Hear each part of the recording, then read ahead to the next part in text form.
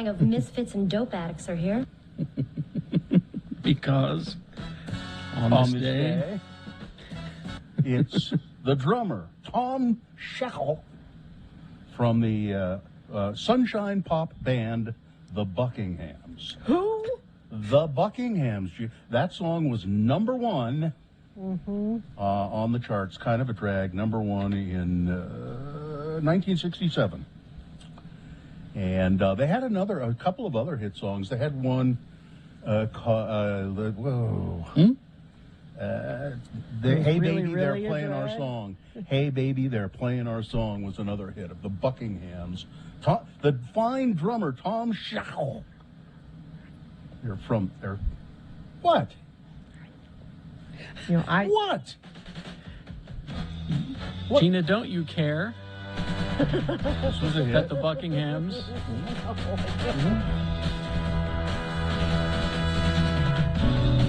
You don't love me. Nice stuff. I mean, it's very nice. Why don't you think it's pretty? It's pretty stuff. it's pretty? Yeah, those are pretty songs. And they're still together and still touring. Really? Yep. They be in Wendover soon? Probably. Yeah, I was going to say touring where? Where? You know, any place there's old people. Nursing homes. We're I more think than. Go ahead. I was going to say, where more than 5 old people gather in their names, you'll find the Buckinghams. I mean, I'm guessing the drummer, that's the instrument that's hardest to play as you age. I don't know. I wouldn't. I don't know. It's the most I'm not, athletic of I guess. instruments to play. I suppose that's true. Well- That's a fascinating observation, Gina.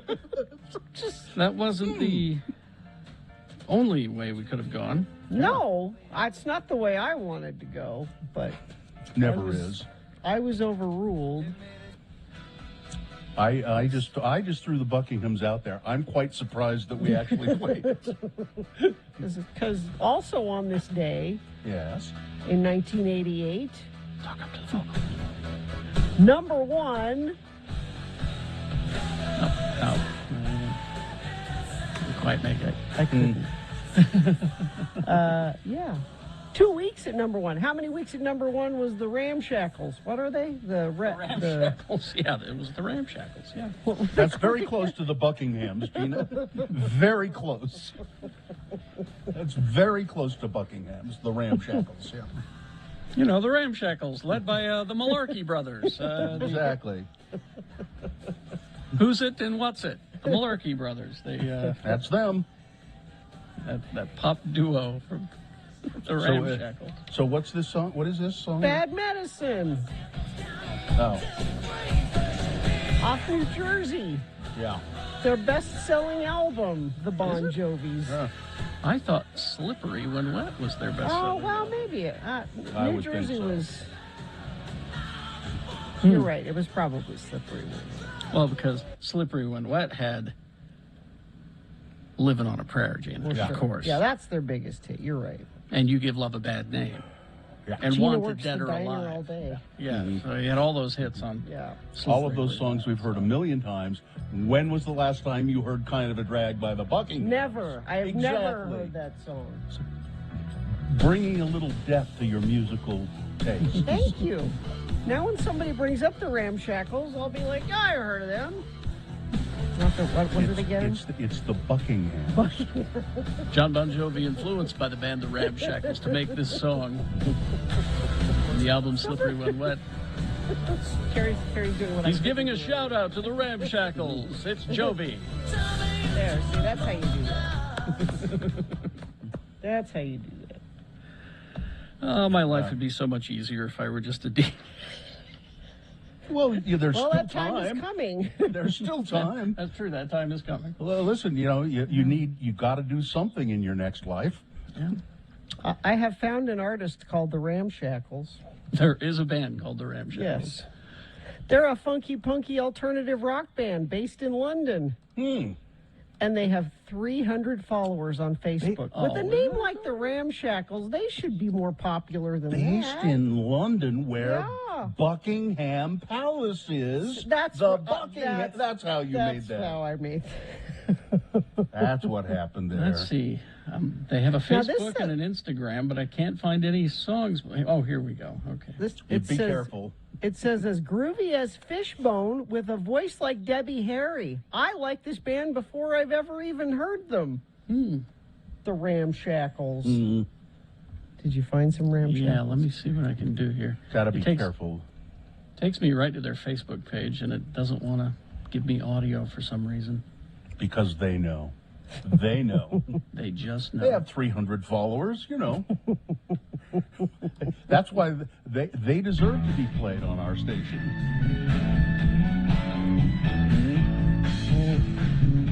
It's a live song. That's all they have. Yeah. And nobody wants to record They them. can't afford to get studio space. Yeah. With, Yeah. with a name like the Ramshackles, they should be. That is a good band name that's being wasted on this band that only has 300 followers on Facebook. I'm disappointed. Oh, look, we might have a video. The Ramshackles, you would expect more out of them, wouldn't you? I do. I'm disappointed. Whereas the Buckinghams, they deliver. Every time. They deliver. Oh, I do have a video Okay. from the Ramshackles. All right. Let's see what we got here. It's a video. Okay. That's funky. I can see why they said that a Fishbone sort of. Oh, look, they do a cover of Kind of a Drag.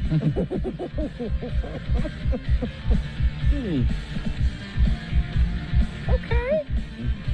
Now, see, that sounds good. That live thing was terrible. And that's the first thing that came up. And I'm like, why would... But this is at least a recording. Okay. It has the benefit of being a recording. It's no Pablo Cruz, but... No. It's, No. What is? What is Pablo Cruz? Nothing. Nothing can match Pablo Cruz. And I still, to this day, am disappointed. Because I just found out recently there is no Pablo Cruz. No. I thought Not that a there was a... person. I thought it was a person. No. And he formed a band. But no. Miss Brandt, get me Molly Hatchet on the phone. I'm sorry, she's busy. I've told my kids if we get another dog, I want a girl dog, but I want to name her Pablo. Because I think Pablo's a good name for a dog, but I don't want a boy dog. Why don't you want a boy dog? Because they lift their leg on things. Not Because of if how you- they pee. I don't like how the boy dogs pee. So I don't want a boy dog. God, you're weird. You are so weird. And they hump things. And I don't like that. Okay, Hudson's not humped things. Well, you raised Artie, him right. Artie You used to raised hump him right. things. Artie used to. He had a stuffed moose that he liked to hump. Yeah, he was a humper. And I'm telling you. And from behind, and he would grab the stuffed moose Yeah. by the neck with his teeth, and then get in there. And Okay. it was a sad day when we got rid of the stuffed moose because he didn't know what to do with himself. That dog was a humper, that's for sure. I I don't it want a was- humper in my house. I don't like the way they lift their legs. I'm a girl dog person. I just, Weird. Well, Ripley lifts her leg to pee And so does? because yeah, she and was taught by Artie how to pee. And you can train a boy dog to just squat. And mostly Hudson does that. it's the but you can't. There's no way to predict a humping dog. And I don't want that. I never lift my leg to pee anymore. Never. No, I always just sit down. And I don't know why all these years. Because there's aiming problems and all of that kind of thing. If you sit down, it's handled. Do you mostly? Have you? Yes, You're a absolutely. sitter. Yeah, mainly because I get I get up in the middle of the night and it's dark. I just go sit down. Yeah. And I thought, well, why don't I just do this all the time? I don't like the splash. Yeah, there you go. It There's makes a another mess. reason. Makes a It's, mess. If I were a boy, I would sit to pee too. I mean, if I had a urinal in my bathroom upstairs, something designed for that sort of thing, then yeah. Toilet's designed to be sat on. Exactly. All right. Which is Now why we've got we're not that a covered. real morning show. All Well, right? I'm sorry if all that talk bummed you out. It's time to officially begin the Radio from Hell show, so probably ought to see if you want to check in with us. 877-602-9696. You check in. This is Friday, and who knows? It might be your last chance to check in with the Radio from Hell show. We don't never know. We don't know what the future holds. So all we have is right now. You can't That's all we predict. have. You can't predict a humping dog or this show. Nope. You No. can't. It's absolutely not. Comparing us to a humping dog. Well, okay, I think perfect, that's isn't it? accurate. Yeah. Oh, yeah. 877-602-9696 if you wanna do it. Check in with the Radio from Hell show. Say hi. We'd love to hear from you.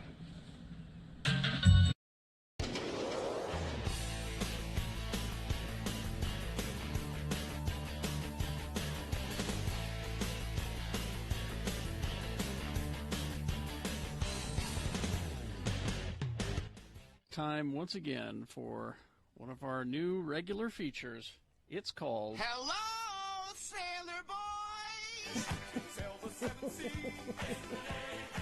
I have sailor mail from Festus, who's at boot camp at the Recruit Training Command in Great Lakes, Illinois. It says, Festus is Gina's son, ladies and gentlemen. Most of you know that, but it doesn't help to reset. "Hey Mama, 19 days till graduation.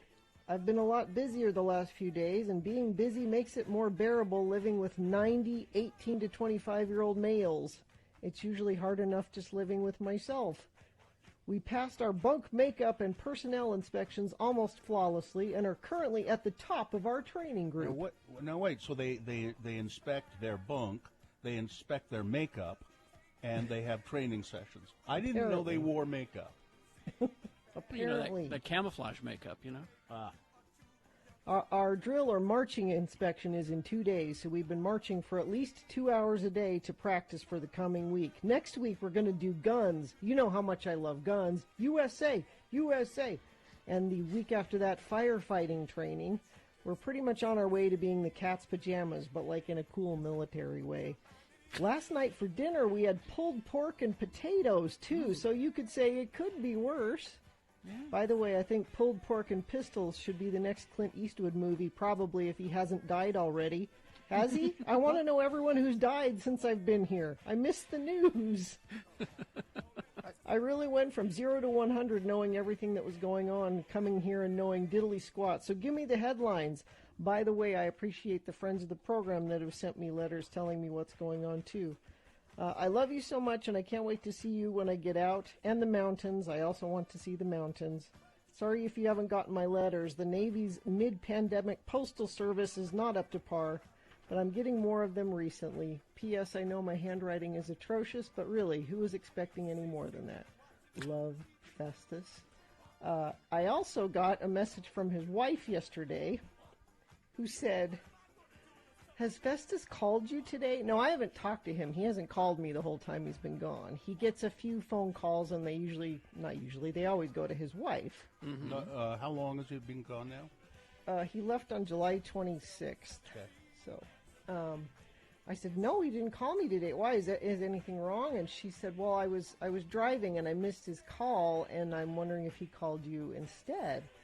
I said, "No, I didn't hear from him. Let me know," because they have scheduled calls, so you're close to your phone when it's supposed to happen. And she texted me a little while later, and she said, "Well, he was supposed to get a long phone call from me, but someone in his division thought it'd be funny to put shaving cream in somebody else's boot, and so the whole division didn't get their phone call." Oh, Really? Those swabbies, those jacktars. Really? This far in, we're still doing stuff like... That's what you do when you sail the seven seas. So, They punished the entire unit Yeah. Yes. because one guy? Yes. Yes, because you are supposed to be as one. I don't want to be that one guy. So I can you saw imagine? Full Metal Jacket. I know how they take it out on you, you know? Can you imagine saying, I get to call my wife, I haven't talked to my wife in a week, and I get a 5-minute window of a phone call, and they take it away from me because some jerk in my division decides to fill a boot with shaving cream. I saw what That's the happened. Navy for you. I saw what happened to Vincent D'Onofrio in Full Metal Jacket.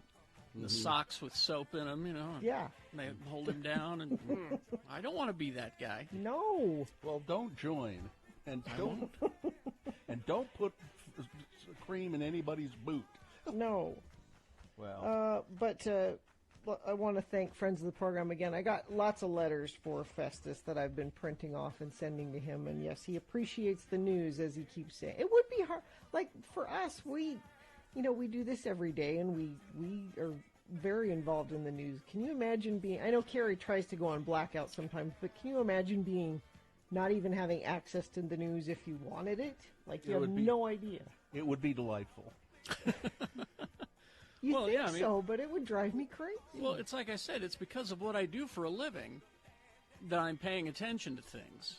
If I was not doing what I do for, like this radio show and Geek Show podcast, I wouldn't pay attention to most of that stuff. Yeah, I would So- let a lot of stuff slide. I Yeah. think I would just let it all go, you know? But I had to write him a letter and tell him Chadwick Boseman died. Oh, you didn't know about that? You had No. to. Well, no, that's what he wants to know. He's like, I need to know who died. Tell me who died. Stop. He thinks he wants to know that. Keep it from him. Hide the think? ugly truth. How's he going to go on now that he knows that Chadwick Boseman is gone? And Wilford Brimley. I told him about Wilford Brimley. And Well, that one was okay. yeah. Well, this has been Hello, sailor boy. on X96. So if you have a son in the Navy and would like us to read his letters on the air, please send them to Radio From Hell at x96.com.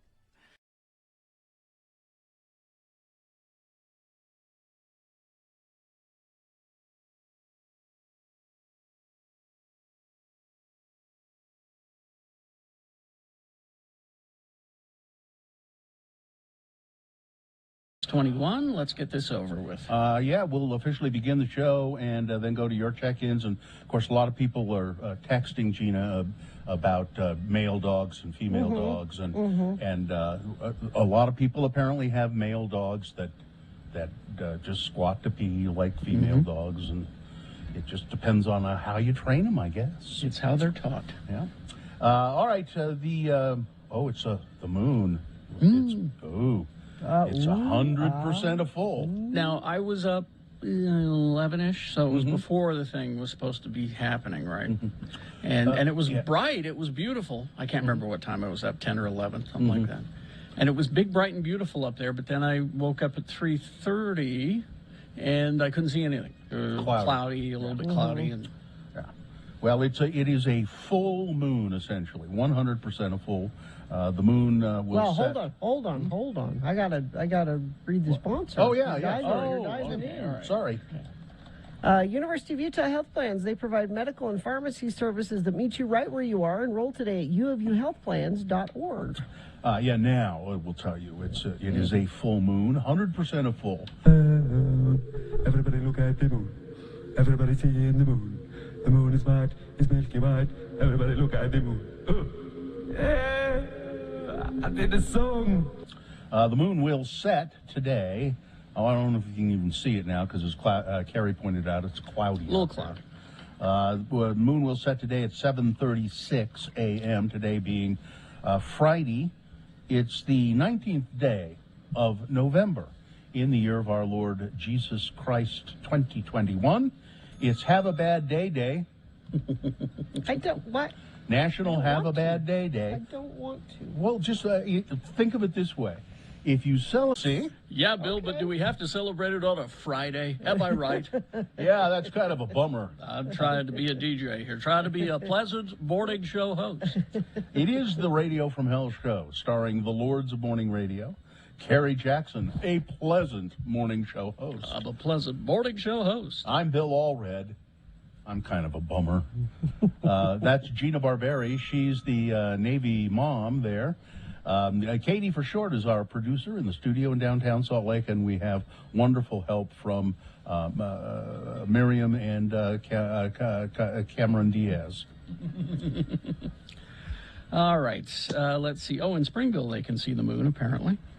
Nice. I think that's the town slogan, isn't it? It's never cloudy in Springville. that's the slogan. It's never cloudy. The meth flows in the river, and it's never cloudy. Exactly. Yes, all It's a right. paradise. All right. Well, let's begin our check-ins. Ashley is here. Hello, Ashley. Ashley, good morning. Hi. Whoa. So, hail to Bad Day. I've got laid off and dropped my phone to the point where I can only have it on speakerphone and God only knows what else.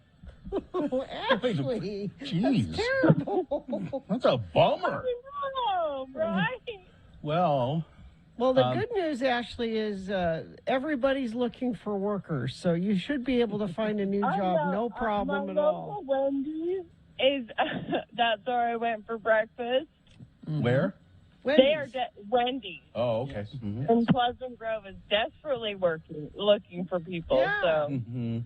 Well, it's because of the effective advertising they're doing here on X96 for the $1 breakfast biscuit. They're swamped. Yeah. Those are actually tasty. They are. Of course they are. For $1. All right. I am Ashley, so you know mad what's- that I what- bought everybody in my Ashley, warehouse. Ashley, honey, but dear, it's you know what's nice about being laid off is you can start drinking early. Yeah. Exactly. All right. Exactly. All right, Ashley. It's Take care, Ashley. always wonderful to hear from you. Let us right when you get work, okay? Will do. All right. See you later. I'll never forget the first time I heard that slogan. I had to have the guy explain it to me. Right if you get work, he said. Yeah. Yeah. Huh? It was Dave Lukow. Dave Lukow. I went, I have a job, Dave. I work with you. I don't understand. He goes, no, it's anyway. Yeah. All right, let's go to Tom. Hello, Tom. Hello. What's up? Oh, Calling back from Hogwarts again. Thought I'd say hi since I'm still up. Oh, it must be weird being there all by yourself in that. Tell people where you are. Remind them. I work at Universal Studios Hollywood, so I'm standing in outside today of Hogwarts Castle in Southern California, where it's totally supposed to be. Yeah. and isn't it Makes odd perfect sense. when nobody's there? I mean, isn't it kind of creepy? It can be odd, but I actually kind of prefer it because when there's people here, they're shoulder to shoulder, and it's kind of hard to get into the whole ambience of things. But here at night, there's fog covering the castle, and it's quiet, and it's just me and my guys putting up Christmas lights, and I actually don't. Yeah, I like it. Okay, well, there good. are some weird sounds that go off. Some of the doors rattle on their own, and things move, but you get used to it. Mm-hmm. Well, Katie is so jealous of you right now. So jealous. It's not a bad gig. I only get to do it part-time of the year, but I really enjoy the times they let me come in here and work overnights. It's a lot of fun. you just work the busy season. I work here year-round, but I only do entertainment production-related stuff when it's like Halloween and Christmas. Oh, I see. So in the off-season, I'm up at guest relations at the front of the park. No, that not nearly as fun. No. No, definitely not nearly as fun.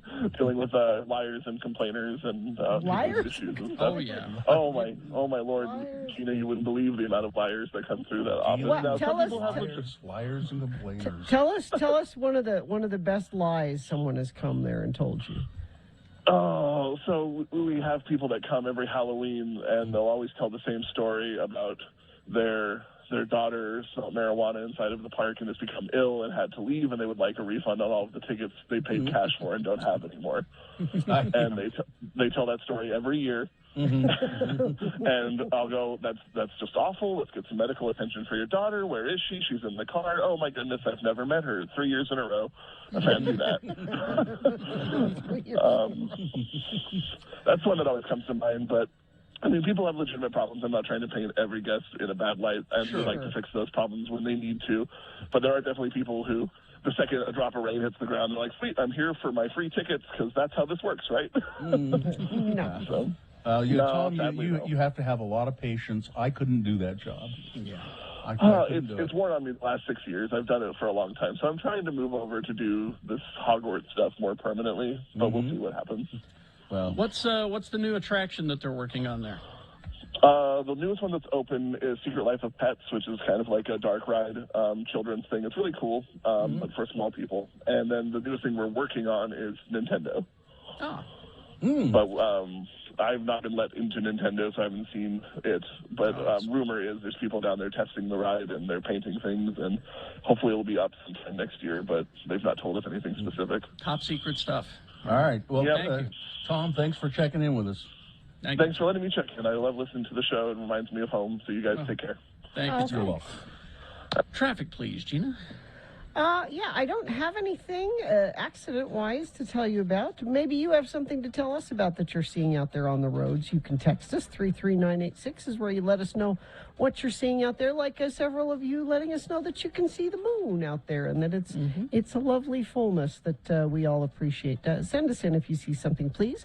Check out the Gateway Lights On celebration Saturday, November 20th from 7 to 9 p.m.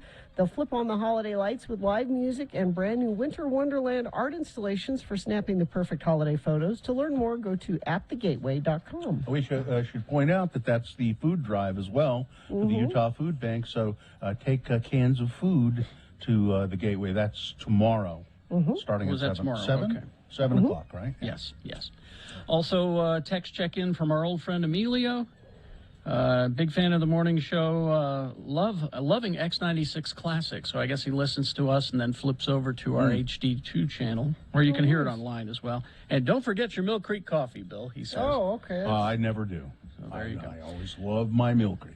All right. Well, we will take a break. We will be back. We got your full strength big boy news and opinioendo coming up, I believe. Yes. And, Victoria with her Real Housewives of Salt Lake update. Boners, all that, and more on the way. So be ready for all of that. Oh, and it's the last day of our contest, the last day of the $1,000 a day giveaway. So be ready for that. Get ready to play. Brooklinen.com. This sale is big news for your comfort. This is one of their biggest sales of the year. Brooklinen's entire site of super soft, seriously cozy essentials is on sale right now. They want to bring comfort to every corner of your space, and I am a firm believer, because I'm a Brooklinen fan and I have their towels and sheets and all of that, you can't have too much comfort. You cannot overdose on comfort. No. So shopping doesn't get any easier than Brooklinen bundles. You can save more when you stock up on essentials for your space. And since it's that time for gifting, they've got all kinds of deals for everybody on your list. So don't miss out. Brooklinen's biggest sale of the year is happening right now. Now, if you're listening to this after the sale, like on a podcast or something, you can still save. Visit brooklinen.com and use X96, that's the code, for $20 off of your first purchase of $100 or more. So Brooklinen, BROOKLINEN.com. Enter the promo code X96 for $20 off your first order of $100 or more. Brooklinen, everything you need to live your most comfortable life.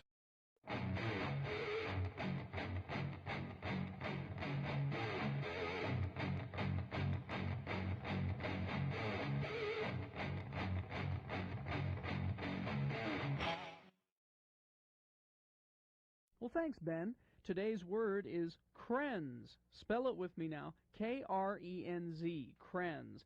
And now we'll use it in some dialogue starring as LeVar and LeGrand, our two lovable Utah boys. Let's join them now as they eat burgers and watch kids playing at the McDonald's Playland. Again, the word is krenz. Sure is fun to watch them little ones in the ball crawl, ain't it, LeVar? Sure is. Makes me wish I was a little tyke once again. We didn't have no ball crawls when I was a spud. Oh, I know. Best we could do was use the rolled-up socks from our sock drawer. Used to throw them in a kiddie pool and then crawl around in them. I remember. How's your burger? Well, pretty good. How about your chicken noogies? Oh, tasty. pretty smart way you figured out we could get these Happy Meals. They don't like us adults to order them for ourselves. Damn betcha. Just tell them that your kids have gone over to the playland and you're ordering up for them. You know, them high school kids that work behind the counter don't give no rat's butt about it anyhow. They just serve them up. You know, I think this is the best deal, too, because the Happy Meals always got surprise in them. A couple of months ago, I got a Catwoman core in mine. Yeah, I was trying to collect all them Jurassic Park Happy Meal stuff. I didn't get the sick Triceratops, and I missed the Alan Grant figurine, too. That was when I was in court on that DUI. I told you to quit drinking.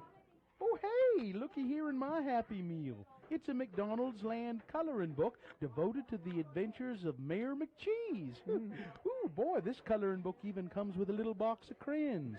Oh, this is a box of crayons? I thought these was candies. Crap, I've been eating crayons. You know what, they ain't too bad. Hey, can I die from eating these crayons? Well, in USA Today, there was a story the other day about how some crayons made in China is full of lead or some kind of radioactive material. I don't remember which. But if it's lead, I know that can cause brain damage. Well, I hope there ain't no lead in these crayons. I hope they got some radioactive stuff in them instead. Then maybe I won't have to have this tumor operated on. Hey, you gonna eat your crayons? Help yourself.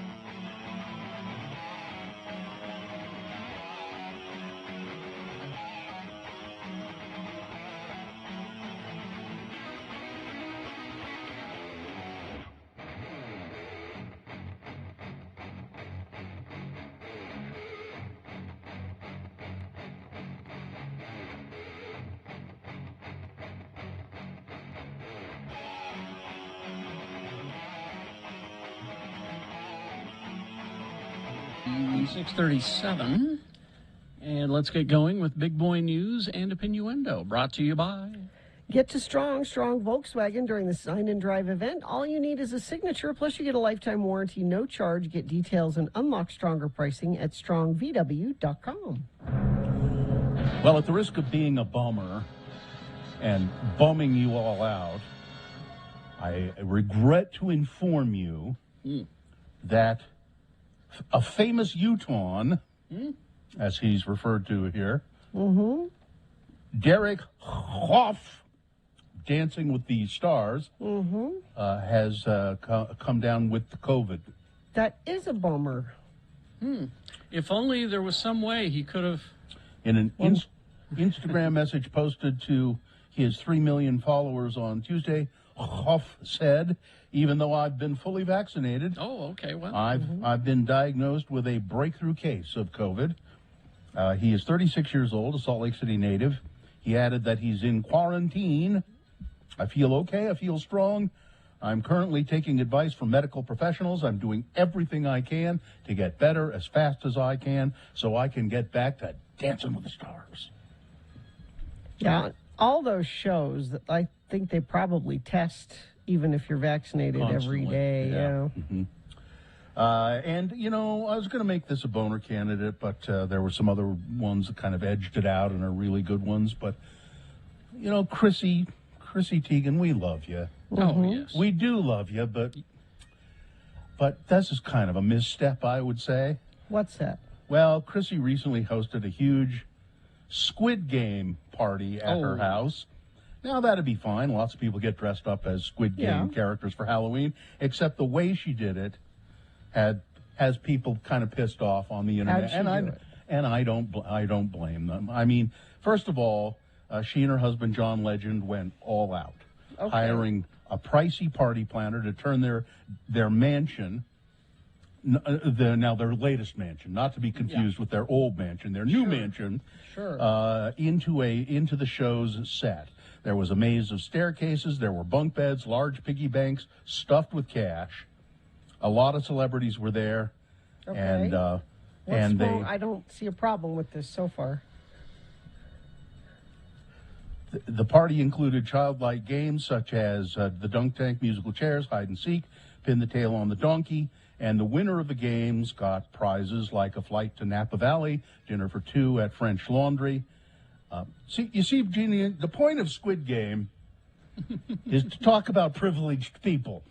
Yeah. And too much privilege and what that and she apparently Chrissy doesn't quite get that because she is being a privileged person. If you can't see why this is a bad idea. I still haven't watched it. The show is about debt-ridden people agreeing to play a deadly series of games. The winner, who has a very slim chance of winning, gets the equivalent of about $40 million. It's all for the enjoyment of ultra-wealthy VIPs. It's basically a portrait of wealth and inequality, which is a major global issue. Now, if Chrissy invited poor people to her house to play the games while her rich friends watched, that would be a problem, but it was just all the rich people doing it, right? I don't know. I shouldn't comment. I haven't watched the show. Was anybody put to death for losing? Yes.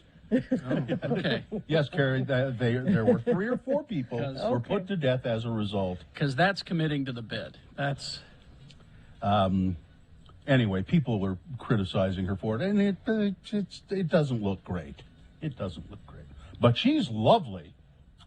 Well, the first known...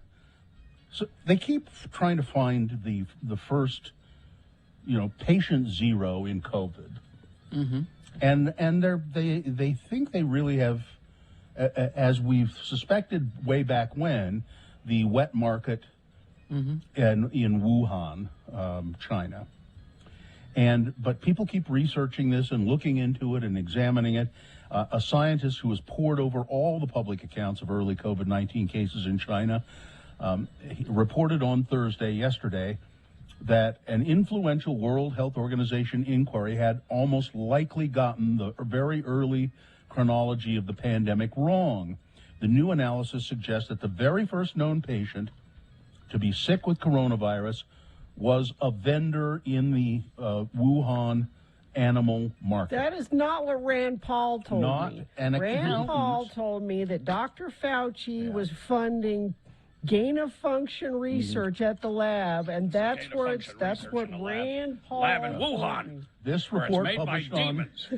this report published on Thursday in the journal Science will revive, though certainly probably not settle because there are people like Rand Paul in the world, the debate over whether the pandemic started with a spillover from wildlife sold at the market, a leak from a Wuhan virology lab, or some other way. But the search for the origins of the greatest public health catastrophe in a century goes on. But now they're just pretty damn sure it was one vendor who got it from an animal at that market, and then we're off to the races, as they say, and we're suffering the effects of that here in Utah. We're going gangbusters. Another 13 deaths reported, 1,789 new COVID-19 cases, 13 additional deaths.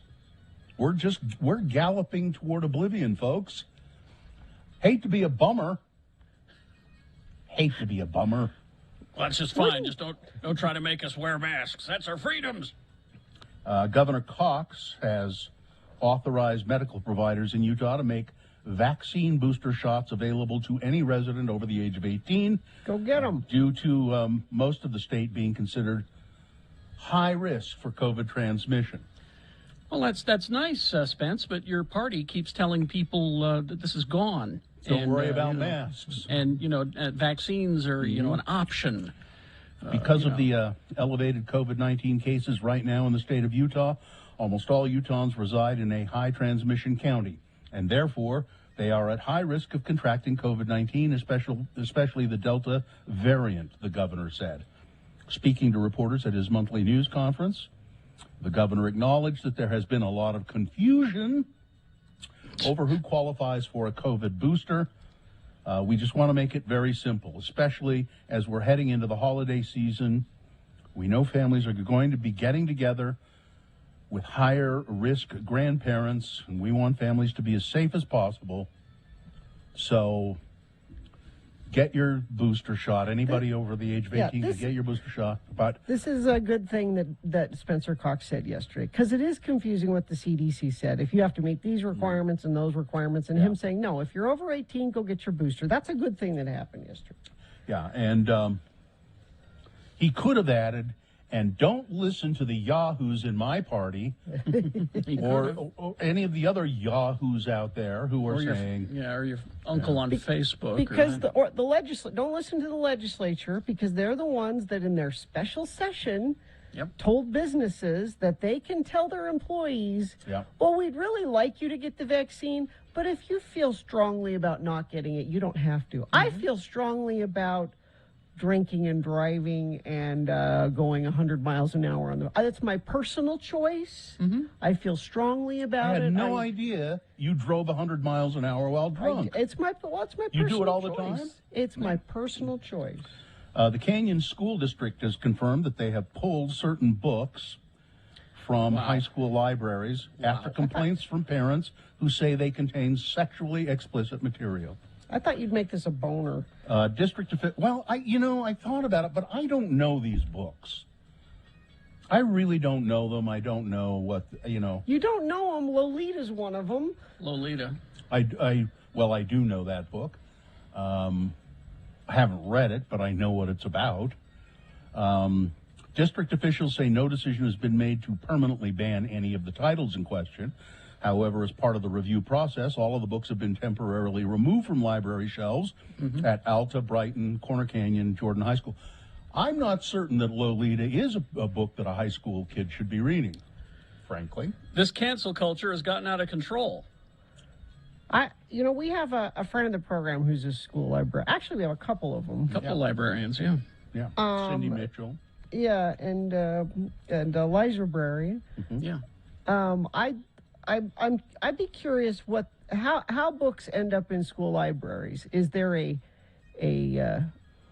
what's the criteria? Who decides what comes in and what? Well, I think what they do is they look and they look at the book and they say, is there some sexually explicit material in here that would be damaging to a young person, and if there is, let's put it in the library.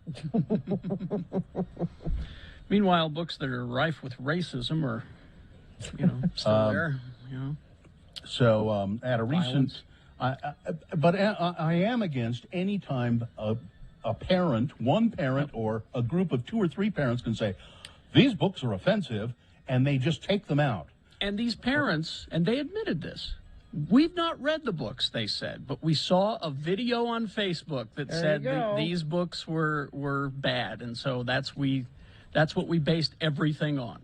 Books under review for the content are Beyond Magenta by Susan Kuklin, The Bluest Eye by Toni Morrison, Gender Queer by Maya Kobabe, Lawn Boy by Jonathan Evison, L&R, G&R, I think that's what it is, Lolita by Nabokov. No, that's Late Great.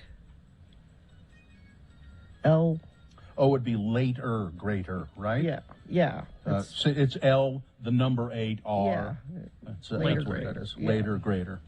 Monday's Not Coming by Tiffany Jackson. The Opposite of Innocent by Sonia Sohn. Well, that's got to be trouble right there. Wouldn't The you Opposite just of be- Innocent. Wouldn't you just be glad, and I'm serious about this, that your kids are reading books? Because there's plenty of salacious stuff on the internet that they can just see, but they're reading a book. I want all the kids in these school districts to know that this is happening. You know why? Because immediately when you tell a kid that they can't do something, they want to do it. And so you tell them that they can't read, these are the books they're going to read. Here's the story that will demonstrate that precisely, because it happened to me. My 5th grade class, the teacher had all these books in there, just that you could take home. So I took home. I like to read a lot, and I took home a book called A Tree Grows in Brooklyn. Yes, it's a classic book, classic novel. My mother saw this book and went, "Oh no, you don't! You're not reading that." And she took the book from me, and she went to the teacher and said, "This book has no business being in the classroom of a fifth grade class." I thought, what the? Wow, this must be great. I gotta read this now. Yeah. So I found my mother hid the book away in the house. I found it. You've never wanted to read a book so badly. I went through it. What's this? Exactly. There's one scene in the book. Yeah. Where it's a young girl, the poor family in Brooklyn, and some pervert exposes himself to her. And she describes what it looks like to her, and she's like 12 or 15 or something like that. And she describes in kind of detail what this guy looks like as he exposes himself. Now, as a 5th grader, I'm going, woo!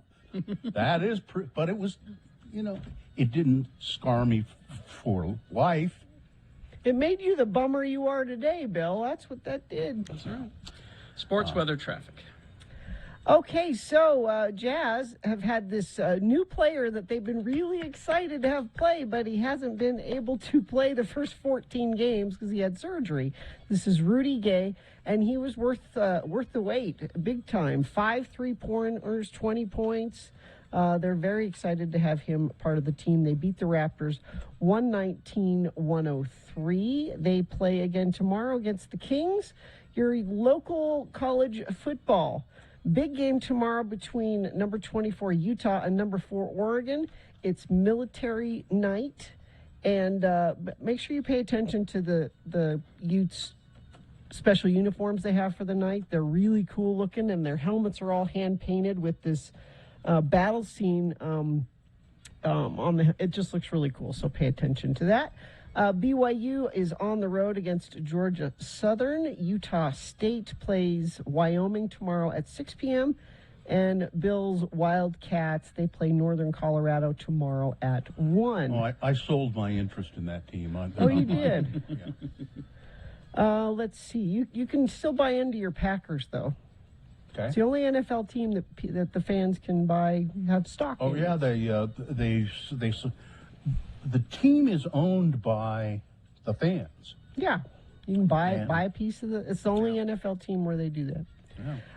Slight chance of rain earlier in the day, and as the day goes on, you got a better chance, about 50% tonight, and it's chilly, only 49 for a high today. Now, it'll warm up slightly and be sunny for the rest of the weekend, it looks like. Traffic, we have crash 33rd West, 21st South in Salt Lake. And up in Summit County, westbound I-80, this is up to Wanship. Up there by the dam, huh?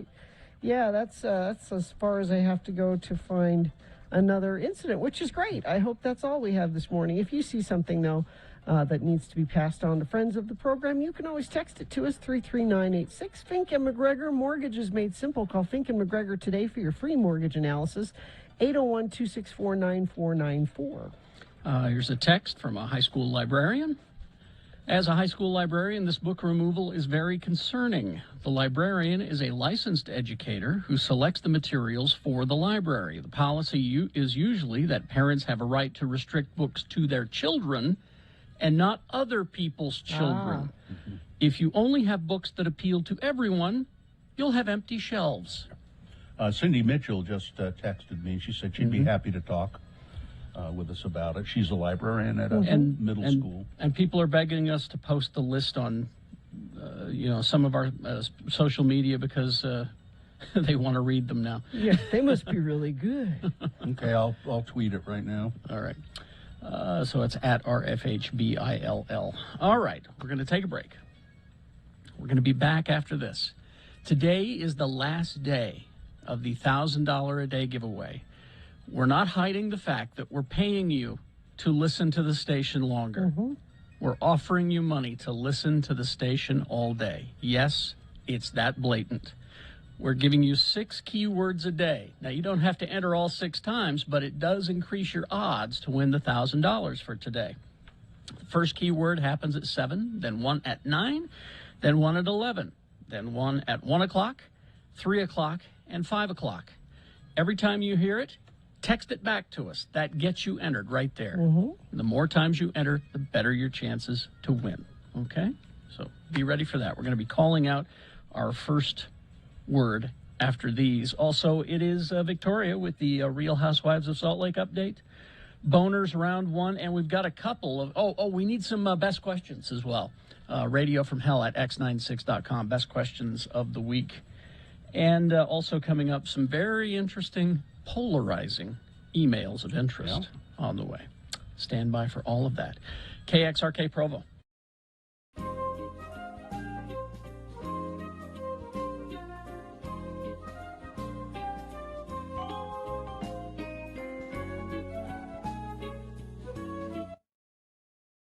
How did you woo, or how were you wooed by your current spouse? How did you know they were, quote, the one? Thank you for considering my question. It was the neoprene bustier. That's how I knew. You should tell people about them. Don't just say that. That's how I knew she was the one. It was the it was the neoprene bustier she was wearing. I went, yeah, she's the one. Yeah, that's the one right there. We were at a live studio audience up at the Einstein's Bagels in Olympus Cove. And she was there with her friends. I have to credit Artie Fufkin, actually. Really? Because I sat there and Artie overheard me. And I was like, yeah, I want to go and ask her out, but I just. And what was great is that she just didn't care. She was having none of it. She was tired. She was dragged there by her friends. She didn't care. And Artie said, well, you know what you do. You pass her a note. Like in school. In school. Yeah. That's immediately what I said. What, like in school? He goes, yeah, pass her a note.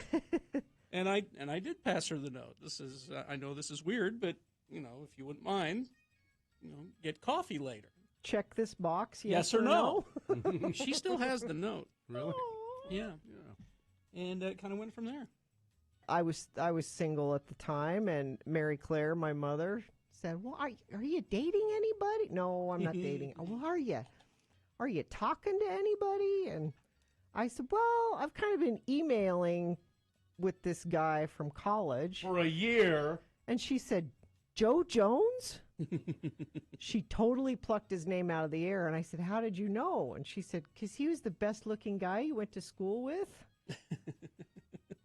So Mary Claire knew he was the one before we ever went out on a date. We went out on a date, and we were married 3 months later. It was, I guess you could say it was a year of wooing via email. It took 3 months for his divorce to be final, right? That's another story.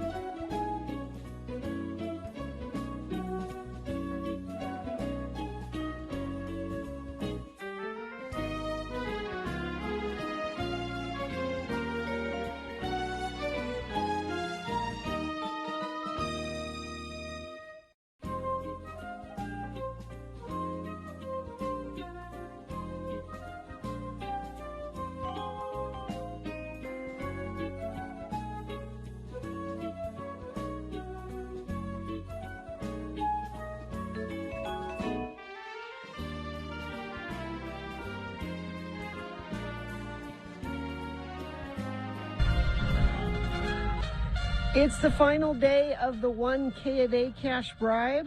This is your final 7 a.m. keyword. It's the last time. Collect all of the keywords today, 7, 9, 11, 1, 3, and 5. That's your best chance of winning the $1,000. And it starts right now with the keyword foo. F-O-O. Foo. Spelling counts. Text foo to 33986 for your chance at the very last $1,000 a day cash bribe. Our next word will be at 9 a.m. Is this sponsored, Gina? Yes, Boozteak features accessories for wine and cocktails and pairs well with a global pandemic. But if you're sober curious, Boozteak has non-alcohol wine, gin, and whiskey too. Open 11-ish to 7 p.m. Monday through Saturday, 315 East Broadway. Thank you.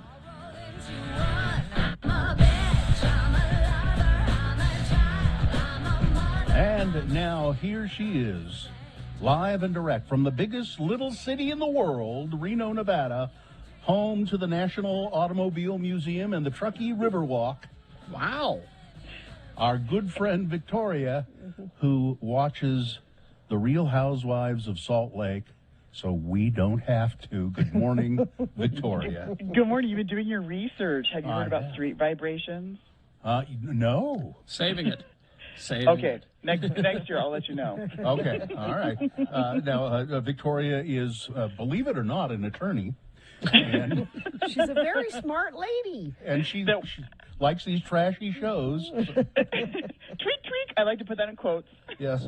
So let's get right into Real Housewives of Salt Lake this week. Yes. All right. So this week's episode is episode 10. It's called Highway to Vail. We didn't have any restaurants this week because most of the housewives are on a fun bus to Vail. And so last week we ended on the immediate events leading up to Jen Shah's arrest, where the law enforcement shows up in the beauty lab parking lot. And so we get more of that. That's what this whole episode is about the fallout and reaction to that. And so, Bill, you asked about law enforcement kind of push it, like, you know, kind of like having the cameras, like, get away. Yeah. And so that didn't happen in the beauty lab parking lot, but that did happen at Jen Shah's home.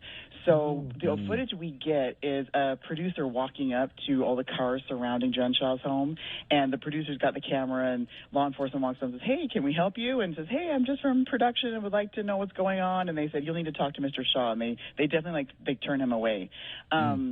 And then we do get footage. The footage we get is interesting and kind of sad from, I'm going to guess, her ring cam, because it's from the level of the perspectives from the door. Jen Shah's ring cam. Yeah, yeah, Jen Shah's ring cam. And so you can see law enforcement and all of them. I mean, we've got Homeland Security, we've got NYPD, we've got local law enforcement, and they're all surrounding her front door, and they're brandishing their weapons, which I think is interesting, like big guns. Like, they're in Utah. They're in Utah. I know. Well, but she's married to a guy named Sharif. So, unfortunately, that might be part of the issue. No, Yeah. and so it's kind of sad because Jen Shah's not at her house. She doesn't get arrested at her home. She gets arrested, I think, somewhere else along the way. And so what we do see is from the ring cam footage is her sons being like escorted out of the house, and their hands are up. Scary. And, yeah. How are they know. little? How old are these kids? One of them, one of a teenager, and the other one I think is in their early 20s, and so so that kind of stinks. It must have been scary, and so we'll see. I'm curious to hear if we get more from her about that, but haven't heard anything yet. The other thing I wanted to mention, it looks like there's an ABC News special on Hulu on November 29th that's all about the arrest. So for those who don't want to watch the show but just want to get more about this, I just saw that on social media. So your convo piece this week, if you don't want to watch the show, if you want to sound like you watch the show, is how did law enforcement know to go to Beauty Lab to arrest Jen? So that's what everybody's speculating about. So the fun bus, a big part of the episode is the bus ride to Vail. And so the housewives don't find out until about 2 hours into their bus ride that Jen was actually arrested. They know law enforcement showed up. They don't know exactly why, but speculation, and so they've got all kinds of theories, but they're not sure. Along the way, Lisa calls each of her 6 lawyers, which she makes sure to tell everybody, and she says they're on payroll. And so we hear conversations, just little snippets with each of her 6 lawyers about what she should do with Jen Shaw's arrest. Okay. And then as soon as, and it was hard to tell the time, but then Jenny raids and confiscates Jen's road trip snacks. So Jen had a bag of snacks that she brought with her for the road trip, and Jenny immediately grabs the bag and says, "What's in here?" And then starts passing out the snacks, and the women get very excited. She has Mint Milanos. So, oh, those are good. I like those. They're delicious. I wondered, Gina. I was like, are these Gina approved? I like those. They are. Yes. Heather does make the comment about, can we wait till the body's, cold? And so then they do go on speculating. Whitney takes the lead on this. Whitney has some kind of understanding about Jen's business and about the leads that they're generating, and so she goes really down the rabbit hole with this, and also about what else the rest is about. Heather's contribution to this is, I've learned from watching Ozark how you can launder money. Because, that's how I learned too. Well, there you go. So Heather starts listing businesses that Jen could have laundered money through, strip clubs, things like that. Then we cut to Meredith's reaction in Vail. So Meredith is in Vail waiting for the women. She's hosting this trip. They've got this beautiful home that they're renting, and they call her and want to know what she knows. And her immediate reaction is very non-emotional. She says, "I'm not surprised." And then she said, "Yes." And she says, "No one really wanted to listen to me." And so she implies that she knew all along what was going on. And she says something else in that when she's talking to the other women, saying that she knew for the last 2 years that something was going on, and no one wanted to listen to her. So dun, dun, dun. Also, Meredith's reaction to this is she's going to take a bubble bath, and she sits in that bubble bath until every single woman arrives at the house. And so Mary arrives at the house, and all you can hear is, "Mary? Mary? No, go down a floor. No, go over there. Mary, I'm in here." And Mary's trying to find Meredith. She's sitting in a bubble bath. And do we see her in the bubble bath? Oh, yes. There's lots of her in the bubble bath. She's there. I'm going to guess she's there for hours. But, yes, because then she greets the other women when they arrive. She's still in the bubble bath, just sitting there talking about Jen. With no, anyway. So then, of course, now they're all in Vail. They've all had their time to talk about this, but then they want to talk about more. And so, again, going down the rabbit hole, at the dinner table, they all start sharing other weird things that Jen has done, because this is relevant to, her arrest, of course. And so Meredith shares a story about one of Jen's employees taking something from Meredith's store. She has a store in Park City. And so she tells a story about where one of Jen and her squad, the Shaw squad, showed up to go shopping, and then this person took a handbag. And there's footage. They show security footage of this person taking the handbag. Stealing it? Yeah, and it's weird because I guess Meredith then had her employees call Jen the next day, and the employee said, and Jen's employee says, "Oh, I'm sorry, I accidentally grabbed it," and brings the bag back. Jen says, so Jen actually got on social media this week, and Jen's response to this is that the employee ringing up their purchases put the bag in their purchases, but we can see the footage of the employee holding this bag. So, who's to say? And so then Meredith says, how could someone hire someone and keep someone on like this who would steal from me? Well, I just want to know who was left holding the bag. That's what I want. Everybody. So Jen, will she be in the next episode, or is she just arrested? I'm trying to think if we see footage. I think we do. I think the teaser does show her. Yes, she starts talking to. Yes, we do see footage of her talking to her lawyer, I think, or somebody. Yeah. So I think we're going to see her in the next episode, and then more after that, because the trailer at the beginning of the season teased us too, showing her making jokes about getting Kim Kardashian as her lawyer, and so she's going to be fine. Okay. So yeah, but I think we're going to see her in the next episode. What's the drinking game? Our drinking game this week is called Speculation Libations. So take a drink each time someone speculates about Jen's arrest and charges, and you're not going to make it to the episode. They have so many theories. They have so many ideas. And I'm guessing I'm not going to see you guys next week, right? Because it's Correct. Thanksgiving. Yeah, so, that's okay. right, So we'll see you in 2 weeks, and then follow me on Instagram at Judgy Empath, and then listen to our podcast with me and my husband. We're smart people who watch dumb TV, couples who Bravo together. All right. Thanks, Victoria. Thanks very much. Get the Thanks, full guys. Get the full rundown at Couples Who Bravo together. All right. Thank you, Jen. Thank you, Victoria. Traffic, please, Gina. Only thing UDOT's telling me about is a crash eastbound I-80 up by Jeremy Ranch at milepost 141. It's off to the left shoulder. Perhaps you're seeing something else. You can text it to us. Just make sure it's safe for you to do that at 33986. Step into $400 with University Credit Union in 3 steps. Step to the nearest University Credit Union branch or go to ucreditu.com today to see how you qualify. Boners round 1 coming up. Here are the candidates you will consider. Number 1, sorry for your loss. How about some cookies and DoorDash? Boner candidate number 2, gullible and stupid. And boner candidate number 3, and they won't let us shop at GameStop. Boners round 1, big boy news, all coming up after these. Also, we need your best questions for the week. Radio from Hell at x96.com. Manscaped.com is the website to go to. Use the code X96 for 20% off plus free shipping. Now, Manscaped is the leading men's hygiene brand.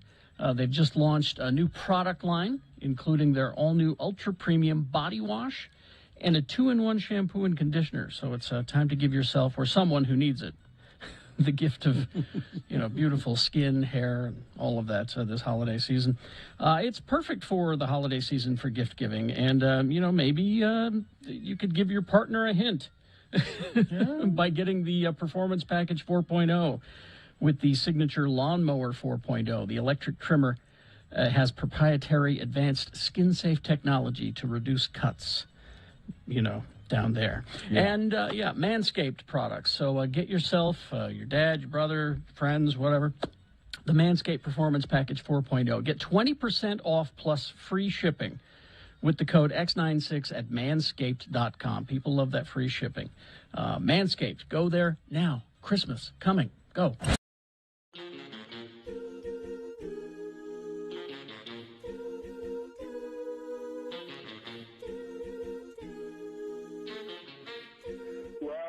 Here I am at 12,887 feet. Tengboche. The Tengboche Monastery is here, and 5.5 hours on the road to Tengboche today. The first part of the walk, I'd say the first 3 hours, 3.5 hours, fairly nice, fairly leisurely. We left Namche, and it was just kind of gentle up and down. And then we crossed the river, what's the name of the river again? Dudakosi River. We crossed the river and had some lunch and then started up.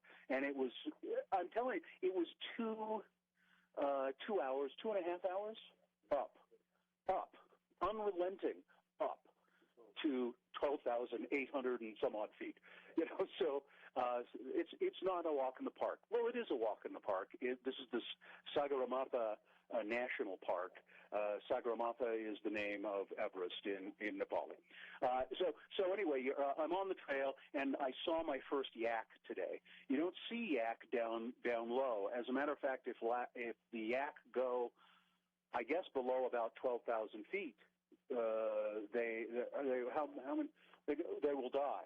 They can't go down to where we started. And conversely, there are buffalo down below and cows down below, and they can't come up high, or they will die. And there's a great story about the buffalo and the yak. The yak apparently there's no salt in Nepal, and so the yak decided that they would go to Tibet and find salt for the people of Nepal. And when they got to Tibet was so beautiful, they decided they would just stay. And so the cows, and you'll see the cows and the buffalo always looking up, and they're always looking up wondering when the yak are going to bring the salt back. Did that make sense? Anyway, we passed places that were offering fresh yak cheese. I didn't try it. But I will, and yak milk soon to come. Coming up in just a minute, I'm going to talk about more about the trek up here and about the rhododendron forest. We'll talk about that coming up.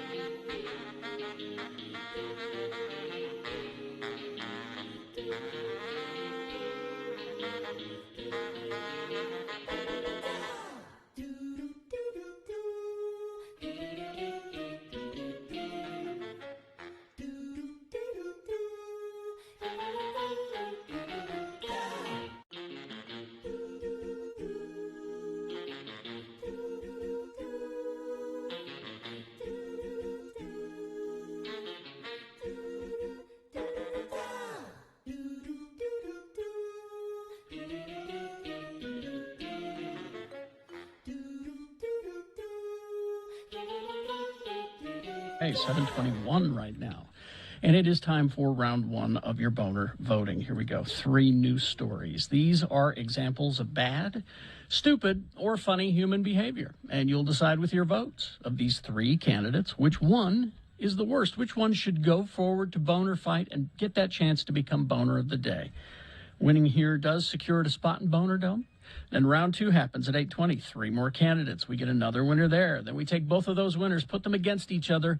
You'll decide Boner of the Day at 9:20 this morning with Boner Fight. And then after that, it's Boner of the Week. We'll worry about that later. Right now, let's focus on this round 1.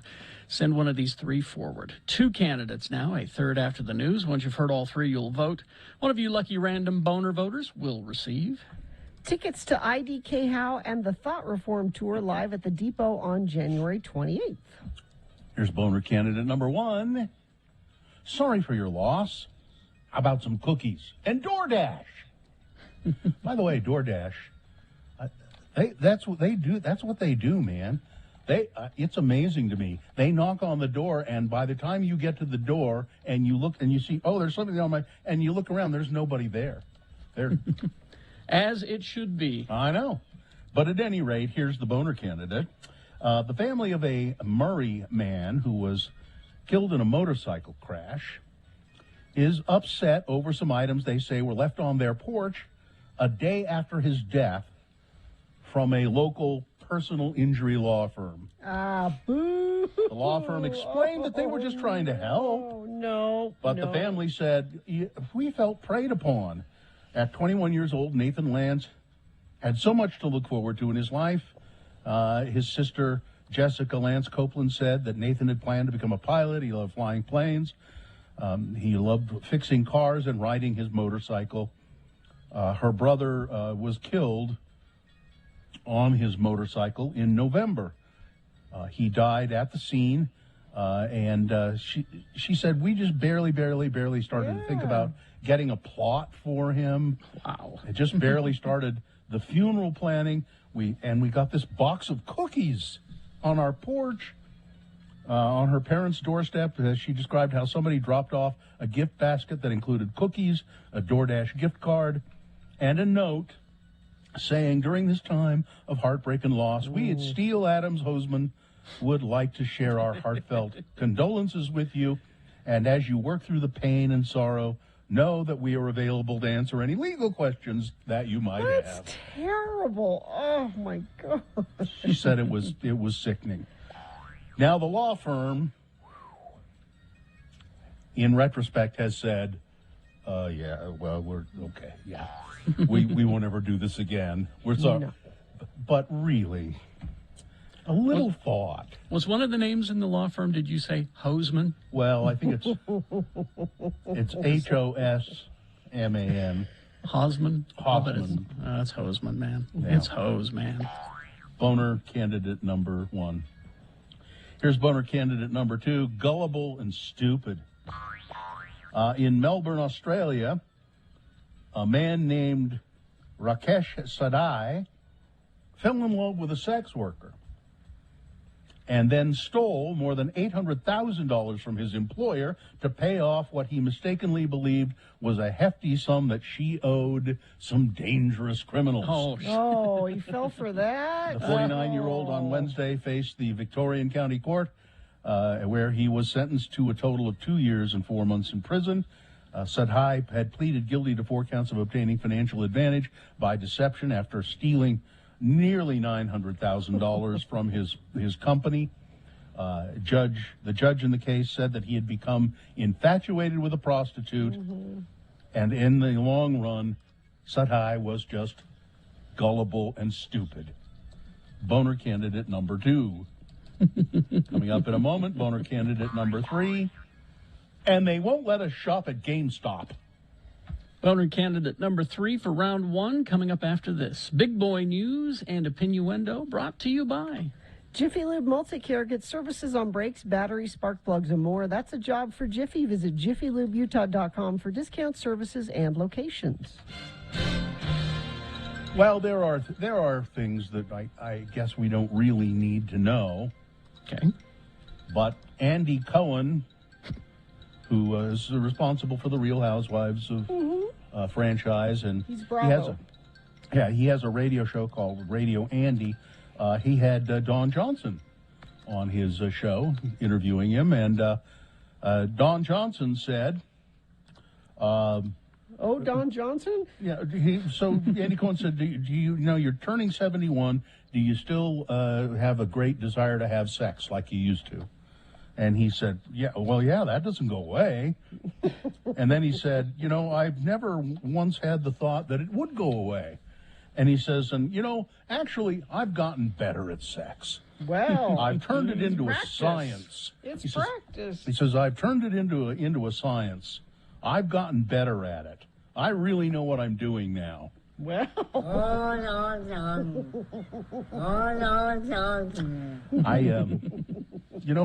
didn't really need to know any of that. Good for him. But I decided, because I had that knowledge thrust upon me, I was going to give it to the rest of you. So there you go. How did you get that?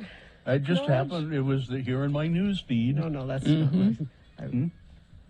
Never mind. What? It was thrust upon you said. That's how. How you got that knowledge. That's what I said. Not everything is a sex joke, Gina. Contrary to what you seem to think. Although as Bill's gotten older, he's gotten better at sex jokes. I haven't gotten better at sex. Kerry Jackson, if I had room in my house to stand up and applaud that, there's the bed. Do you live in a right tiny here, house? There we go. There we go. Wow.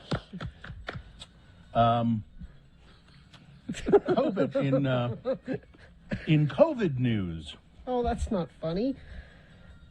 Well, Cambodia, the country of Cambodia is opening up. They had been shut down pretty hard because of COVID, but they are opening up. And why are they able to do that? Well, because they are vaccinated. The entire country, pretty much vaccinated. They have reopened, and if you are a fully vaccinated tourist, you are welcome to come. The move is welcomed by desperate tourism operators and workers who've struggled to make a living since the start of the pandemic in Cambodia. And Cambodia is a big tourist destination. It's a good place to take a holiday. It's a Dead Kennedy song reference, everybody. It's the annotated Radio from Hell Twitter feed. We're just looking to see if... Sorry, I'm sorry. Yeah, it's the Angel of Silence right over there in the corner. Sorry. That was a perfectly fine reference. I liked it. Thank you. Hi, I'm America. Because we don't do the show for anybody but us. Excuse me, I'm America. Hi, America. First of all, what's a dead Kennedy? I know, I'm sorry. I apologize. This is a weird story, this whole thing with this Chinese tennis player. Yeah. Hong Kong, excuse me, and that's, her name is Peng Shuai, and she is one of China's most recognizable athletes. She accused higher up in the Chinese Communist Party, a vice premier, his name is Zhang Gaoli, of forcing her to have sex with him, according to, now, she posted it. Posted it on social media, and Chinese censors immediately wiped out any mention of this accusation online. They blocked her social media accounts, and she has not been seen. And people in the tennis world are saying, where is worried. she? Yeah, they're worried. There was an email sent from her email account that said, I'm fine, I'm at home, I'm just under the weather. But they're like, no, there's something up here, something up. Yeah, some of sports' biggest names we need proof of life. Yes. Have called on China to confirm her safety and investigate her allegations. The Women's Tennis Association chairman and CEO Steve Simon has threatened to pull out of China if Peng is not accounted for and her accusations are not properly investigated. And you say, oh, well, what, the Women's Tennis Association threatened? That's millions of dollars worth of business that they do in China. And he's saying, well, we'll take it all out unless you. But so far, nobody has. And this is not the first time that this has happened either. I mean, there have been actresses who have spoken up about the government, and they disappear too. This Chinese tennis player, she won major doubles tennis titles at Wimbledon in 2013 and 2014. She also reached the singles semifinals in 2014 of the U.S. Open. She's a three-time Olympian, very well-known and popular in China, and now it seems she doesn't exist. Really strange. The Ahmaud Arbery trial is kind of wrapping up. There are three men who are accused of killing Mr. Arbery, who was jogging while black.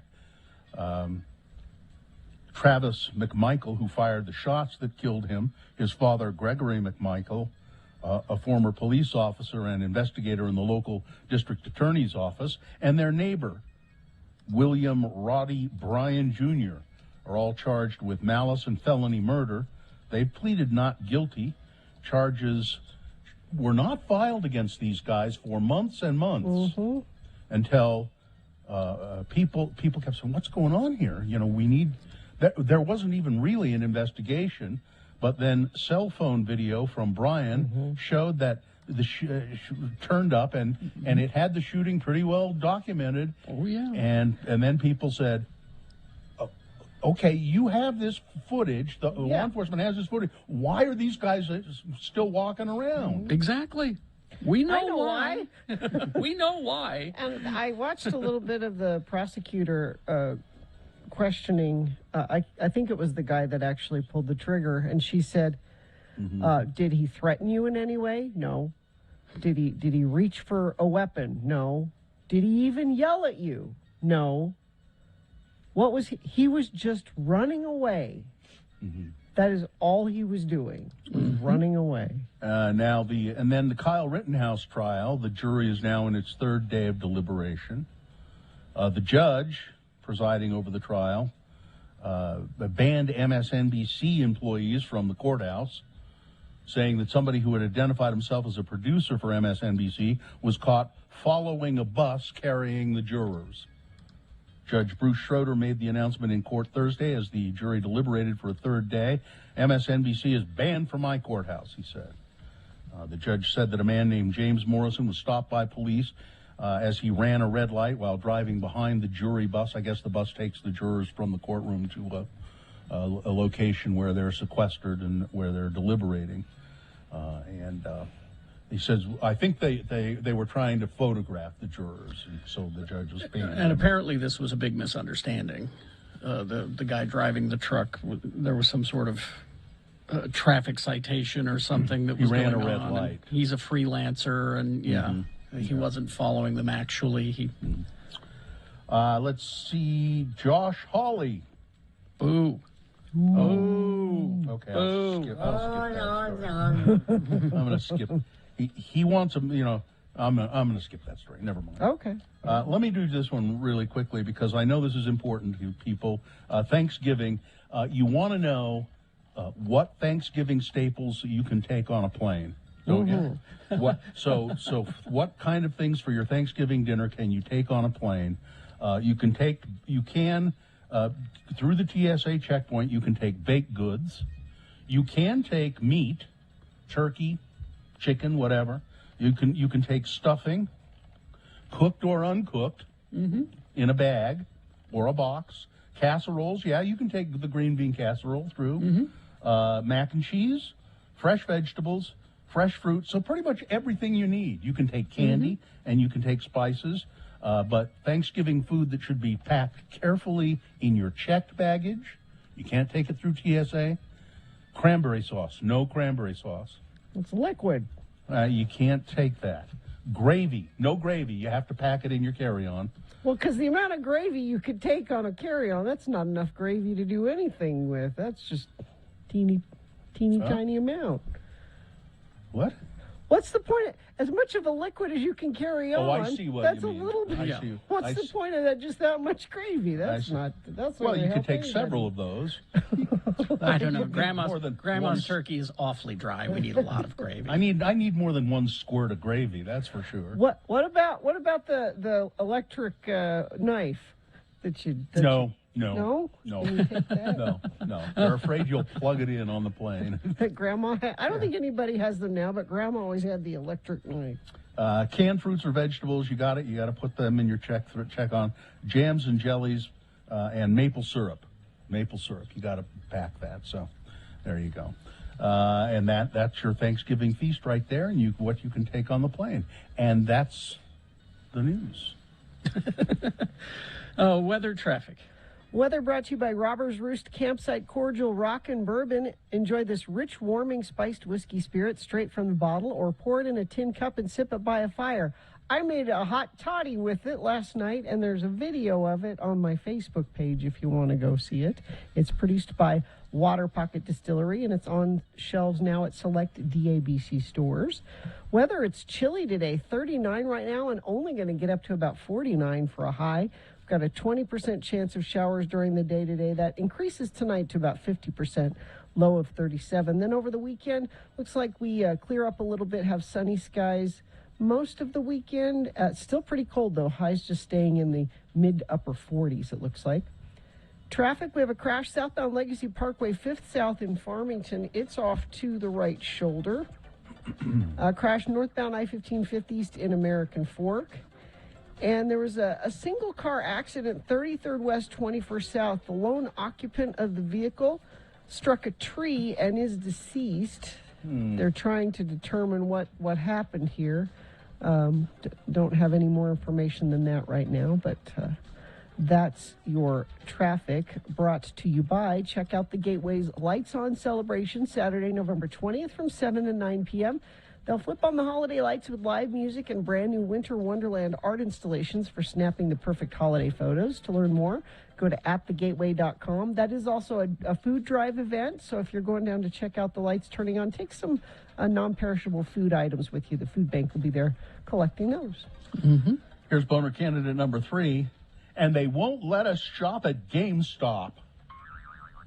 A legal argument in front of the Utah Supreme Court aimed to force Governor Spencer Cox to block any requirement for COVID-related mask wearing or other preventative measures.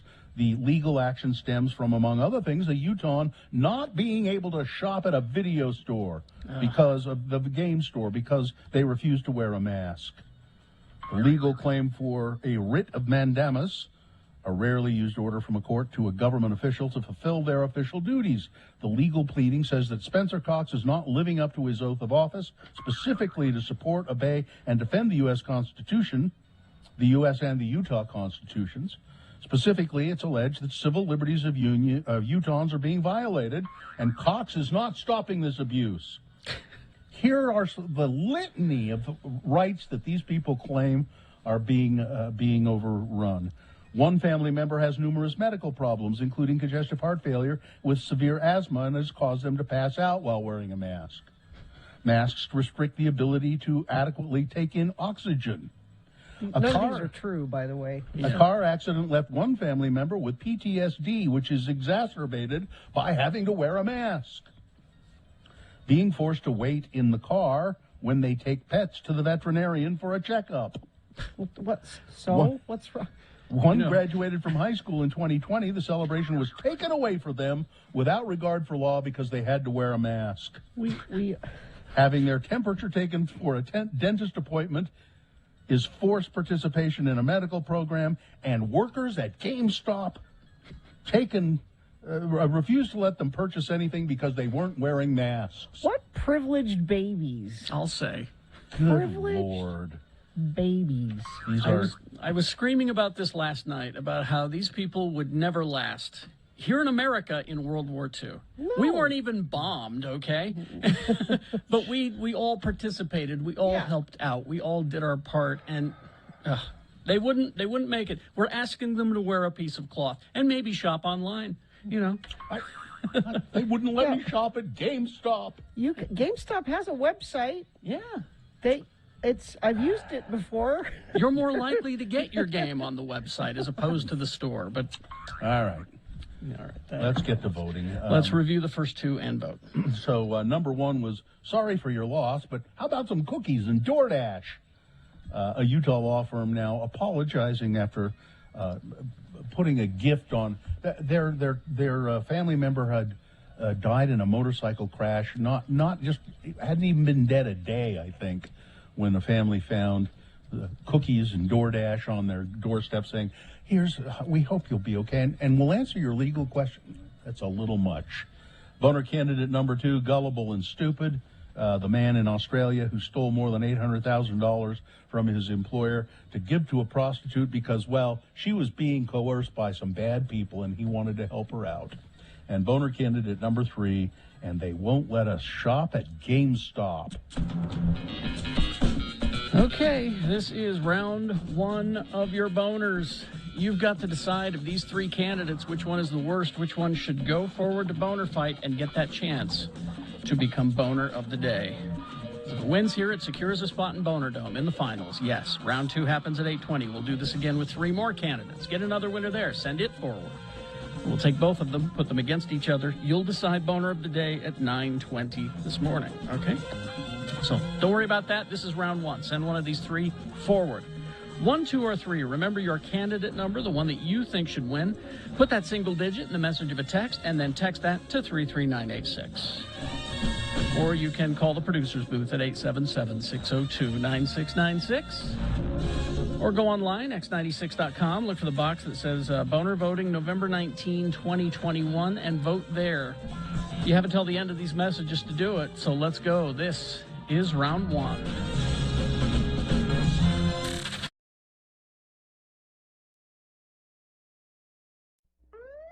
Hello, this is William Shatner, star of Rescue 911. I have friends who are currently suffering the personal agony of hair loss. Through them, I have learned the importance of investing in a high-quality wig or toupee. That is why, if I needed a hairpiece, I would visit Carrie and Bill's Wig and Toupee Emporium. Hi, we're Carrie and Bill, the Radio from Hell guys, and we're proud to be associated with Worldwide Celebrity Wigs and Toupees. It's the only non-surgical hair replacement center that offers toupees and wigs woven entirely from celebrities' hair. Worldwide contracts to buy the hair of Hollywood's most hirsute celebrities. Then, when the stars get a haircut or die, Worldwide is on hand to harvest the hair. The hair is then woven into a versatile, lightweight, comfortable wig, personally cut, fit, and styled for you. Just listen to these satisfied customers. I lost my hair and scalp in an unfortunate encounter with an industrial blender. It was unsightly, and my confidence was at an all-time low. But when Dinah Shore died, Worldwide made me a wig from Dinah's hair. Now I'm so full of confidence, I may just go after Burt Reynolds. After years of working at the toxic waste dump in Tooele, I began to notice a loss of most of my head and body hair. I gave Worldwide a call. They replaced the hair on my head with a wig made from Randall Carlisle's Golden Locks. And as an added bonus, they threw in a half a pound of Ed Asner's body hair for free. Now I'm so confident, I may just go after Kimberly Perkins. This is William Shatner again. Please don't suffer with the torment and embarrassment of hair loss. Just look in the phone book for my friends at Carrie and Bill's Wig and Toupee Emporium. Please don't delay. Beam yourself up a full head of hair today.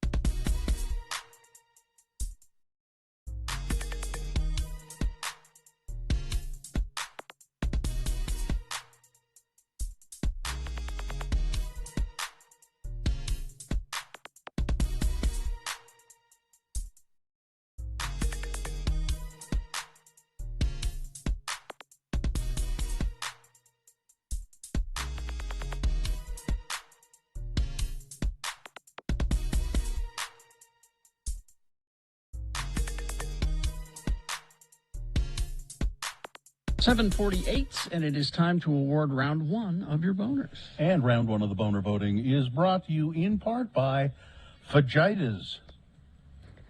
And the key to good sex is good communication. Reveal your best pleasure at Black Velvet Boutique, Utah's locally owned by women sexual wellness resource, open 7 days a week, 595 South State in Clearfield. Whew, it was quite a battle. Quite a battle between number one and number three. Number two, Gullible and Stupid.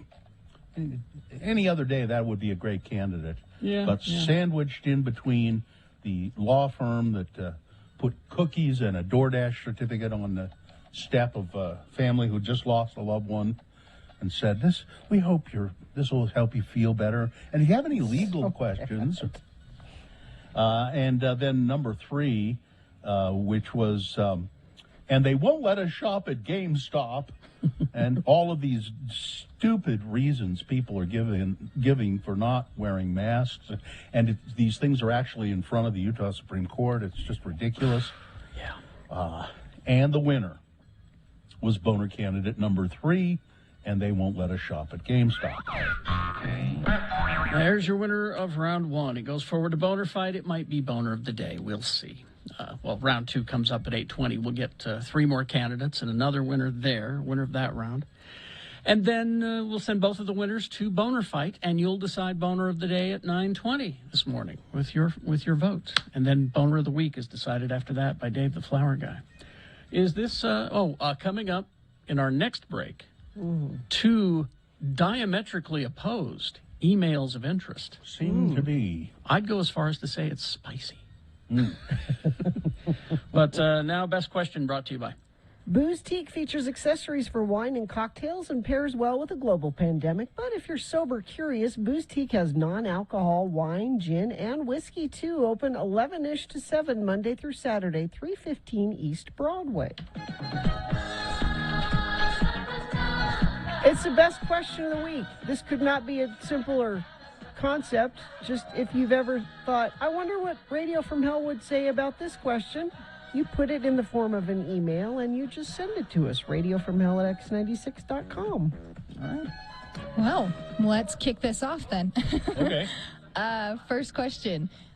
How did you come to know Kyle? Oh. Kyle Brown, he just showed up on our doorstep one day. I mean, you think Bill's being glib, but that's really the case. he just... Him and Punk and Kyle, they knew each other. They went to high school together, I think. And yeah, they did. And he just showed up one day. I don't know if Punk showed up first and then Kyle. I can't remember. I want to say Punk was first and brought Kyle, but he just showed up one day. And he was an amusing guy, and we just kept put him on the radio. Yeah. All right. Sorry, it's not the best. It's not the best. Well, certainly not an interesting answer, but Don't worry, we'll keep going. Okay. Next question. We had a dinner party with some friends the other night. The meal was good, but something was missing. What is your favorite simple sauce that will transform a good meal to great? No. Oh, it's a trick. Sounds like a setup to me. I see what you're trying to do. You're gonna try and get me to do 20 simple sauces that will transform any meal. But they just asked for one sauce, though. They weren't asking for 20. They just want. Well, listen, I could go on all day about chermoula sauce, but I'm not going to. I see what this person's trying to trick. First of all, that's one. That's deception. Secondly, the sauce list deserves its own segment, not to be rammed into this one. Absolutely. Well, then maybe after the sauce list, we'll discuss this question again. Okay. All right. So this next one consists of multiple questions. Okay. I have a few questions for you. Number one, when you decide to retire from the show, will the show go on? I don't care. And if so, will you be an avid listener? No. Oh. Well, we don't own the show. No. So, it's like the Tonight Show. Is the Tonight Show the Tonight Show? It could easily be Radio from Hell with Terry, Phil, and Tina. It could be. We don't own it. Legally they own the intellectual property. Okay, well, with that... But we are the show. That's... Well, with that being said, would you be a listener if it goes on? No. Nah, I don't know. Or I don't want to get up. will you be a part of the decision who passes the torch on to? Don't know. I don't know. I would hope. Let's just say I would hope so. I would hope that would be part of the conversation. I'm going to try and get Don Johnson to fill in for me. Really? Yeah. The final question to this is: are there any skits that you would like to see continue? No. No, none of them. No. Again, Boner of the Day is bigger than us. Yeah. Boner of the Day will exist. The name of the show, Radio from Hell, which I have grown tired of 10 years ago, that will continue, and Boner of the Day will also continue. I don't know anything about the rest of the stuff. All right. Okay. Well, do we have time for one more, or do you want to cut it there? One quick. Well, quickie. A quickie. You have a quickie? Describe your most awkward picture you've ever taken. All of them. All of them. Carrie has one handy. I had one. Well, I put it away. Because we talked about doing this question last week, and so I pulled it out, but I put it away. I have a picture of me in grade school wearing a Star Wars glitter T-shirt. Oh, how cute. One of those iron-on transfers. Yeah. And my hair is awful because I hated my curly hair at the time. And so I was doing my best to straighten it. Yeah. And I wound up looking like John Fogerty from Creedence Clearwater. Or a Ramone. Will you show us at some point? Someday, yes. Okay. Wait, here, I got it. Right there handy? I've got, not Carrie. Let's see. He just secretly has a photo of Carrie. I just remembered I have one of me here that's... Oh, Sue just reminded me of actually my most embarrassing photos. The ones from Korea that you will never see. Oh yeah, the wedding. The ones of me dressed as a Korean general. That's right. You You should can't see these, can you? Take a picture of it and tweet it because we can't see it on Radio from Hell TV. Yeah, it's too much work. Yeah, I'll share it around later. Good enough. That was an unsatisfying best question of the week. Yeah. I feel like we didn't actually... Well, Gina, if you'd stick around and help us pick them, Bill and I were sitting here going, what, and you were gone. It's my last day at home, and I had to hug children and stuff before they go to school. Okay. Traffic, please. Sorry. So sorry. Traffic is, let's see, we have crash northbound I-15, 106 south, milepost 293, it's off to the right shoulder. Stalled vehicle off-ramp southbound I-15, this is in Santaquin at milepost 244, it's the SR-198 junction in Utah County. Southbound Legacy Parkway at 5th South in Farmington. And let's see, northbound I-15, this is in American Fork at 5th East, there's an accident there as well. And if you see something, you can text us about it, and I will pass it along to friends of the program. Just make sure it's safe for you to text 33986, and we'll let you know. Injured in an accident, everyone deserves an advocate. Call 801-355-5550 or go to utahadvocates.com. All right. KXRK Provo, we will take a break. We will be back with some diametrically opposed emails of interest coming up. Much, yeah. You'll be fascinated by this. BigOTires.com. Big O Tires, the team you trust. Now they're having a sale. It's the biggest sale of the year, Bill. It's not just any old sale. Well, they're calling it their Black Friday sale, but it goes on through the 29th of November. And huge savings. For instance, you can buy 3 and get 1 free on select sets of Mesa tires. Perhaps you're a Cooper tire person. Save $100 on those, or $140 instant savings on Michelin tires. And but they do more than just tires at Big O Tires. I know it's right there in their name, Big O Tires, but they do all kinds of stuff, right, Gina? Yeah, they want to make sure you're ready for the winter. Of course, not just with winter tires that are made of softer rubber compounds that grip the road better in colder conditions. They want to give you a free multi-point vehicle inspection just to make sure your car's ready to handle all those winter conditions. So find a Big O Tire store near you. I'm certain there is one in your neighborhood. Just go to their website, bigotires.com. I don't know how it happened, but somewhere along the line, a rumor started that I hate kids. Well, it began to reflect poorly upon this morning show. Not just me, but on this morning show and on this radio station. Yep. So in order to combat this horrible, horrible rumor that I really, really hate kids, I've decided that it's time for a public service message every Friday at this time called Just for Kids. And I do this because I'm a role model. Hi, kids. It's me, your role model, Kerry Jackson. You know, the guy you want to grow up to be. Sorry we have to do this, but I got to talk to you about a new high that's going around. Now, on the street, they're calling it chugging the udder. Huh? Tipping the teat, lapping the lactate, pastures new, chasing old Bessie, or riding the White River. Yes, kids, I'm talking about this new high. Yeah. And I'm here to tell you, you should never, never try to drink an entire plastic jug of milk in the space of an hour. Never do that. Don't do that? Now, I'm talking the vitamin D milk, not the 2% or the low fat. All right. The strong stuff. And it's got to be the real thing. It can't be that lactate. Don't ever drink an entire plastic jug of milk in the space of an hour, okay? Now, some say that it creates a kind of euphoria, kind of like the time I drank too much Jägermeister. I mean, woo. I was messed up. Now, others say that the human body cannot possibly digest that much lactose in an hour, and it will just make you vomit. Be careful of those people, kids. Those people are called scientists. And as our president has made very clear, scientists cannot be trusted. Besides, they just want to keep this secret all to themselves. So never drink a gallon of jug in the space of an hour, because when you chase old Bessie, nobody wins. This is a message from me to you, kids.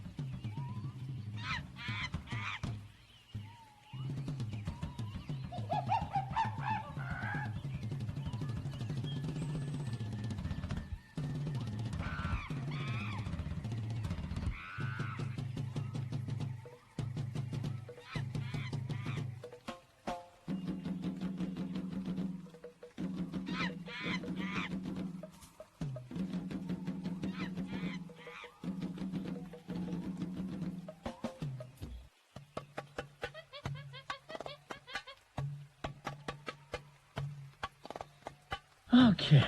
Is this sponsored, Gina? No, let's just dive right in. All right. By the way, here's my awkward photo. Oh. That's not awkward at all. That's adorable. It's cute. What are you talking about? Little weirdo. No, you're. That's it's me. That's adorable. That's cute. I don't think so. Oh. Well, sorry. Emails of interest. This is fascinating to me. We got this. I received these emails, or we received these emails at radiofromhell@x96.com on the same day. I believe that they are referencing the same show, although I'm not positive. Okay. I mean, the same episode of the Radio from Hell show. Mm-hmm. So here's the first one. It's short. It says, massive props and applause. I was a little behind on catching up with the podcast this week. I always listen to your podcast to catch everything that happens outside of my normal commute times. I'm a teacher, and I can't listen once I arrive at work. Anyway, I have to say that the show from Gina's birthday is one of my favorite shows in a very long time. Bill's bit for her birthday, the most sincere compliments, and then tacking on that happy birthday at the end of each one. It made a really hard week as a teacher not so bad. After having a really pleasant drive home and listening to you guys, I am so grateful for you. Keep up the great work. Thanks, Cody. Now, letters like this should be sent to radiofromhell@x96.com, where the next one should be sent to hatemail@x96.com. Dear Todd, Radio from Hell asshats. I think it's Todd and Radio from Hell asshats. Okay. I used to listen to you all a long time ago. It's my favorite opening. COVID hit. Things changed as far as my commute, so I haven't listened for a while. Well, this morning I was driving home during the Radio from Hell show, and I'll tell you, it'll be the last time I listen. Your liberal bias has really become front and center, starting by making fun of Chris Christie's weight and then moving on to just ignorant crap. You all talked about his book and the interview on MSNBC. Gina stepped up with the idiotic statement, why don't you go after Fox? They're the people spreading the most conspiracy theories lies. Now, let me stop there. Okay. I don't believe Chris Christie's, even though he is fat, I don't believe we referenced his weight once We in that did not. conversation. No, we talked about how he was fact-free. And it's all on the podcast is available. You can go back and listen to it for yourself. So we didn't talk about his weight. We talked about his book and that we didn't like the what we knew of it and how no. Anyway, CNN. Then he says, really, CNN and MSNBC, along with the other liberal-controlled media, are the misinformation headquarters.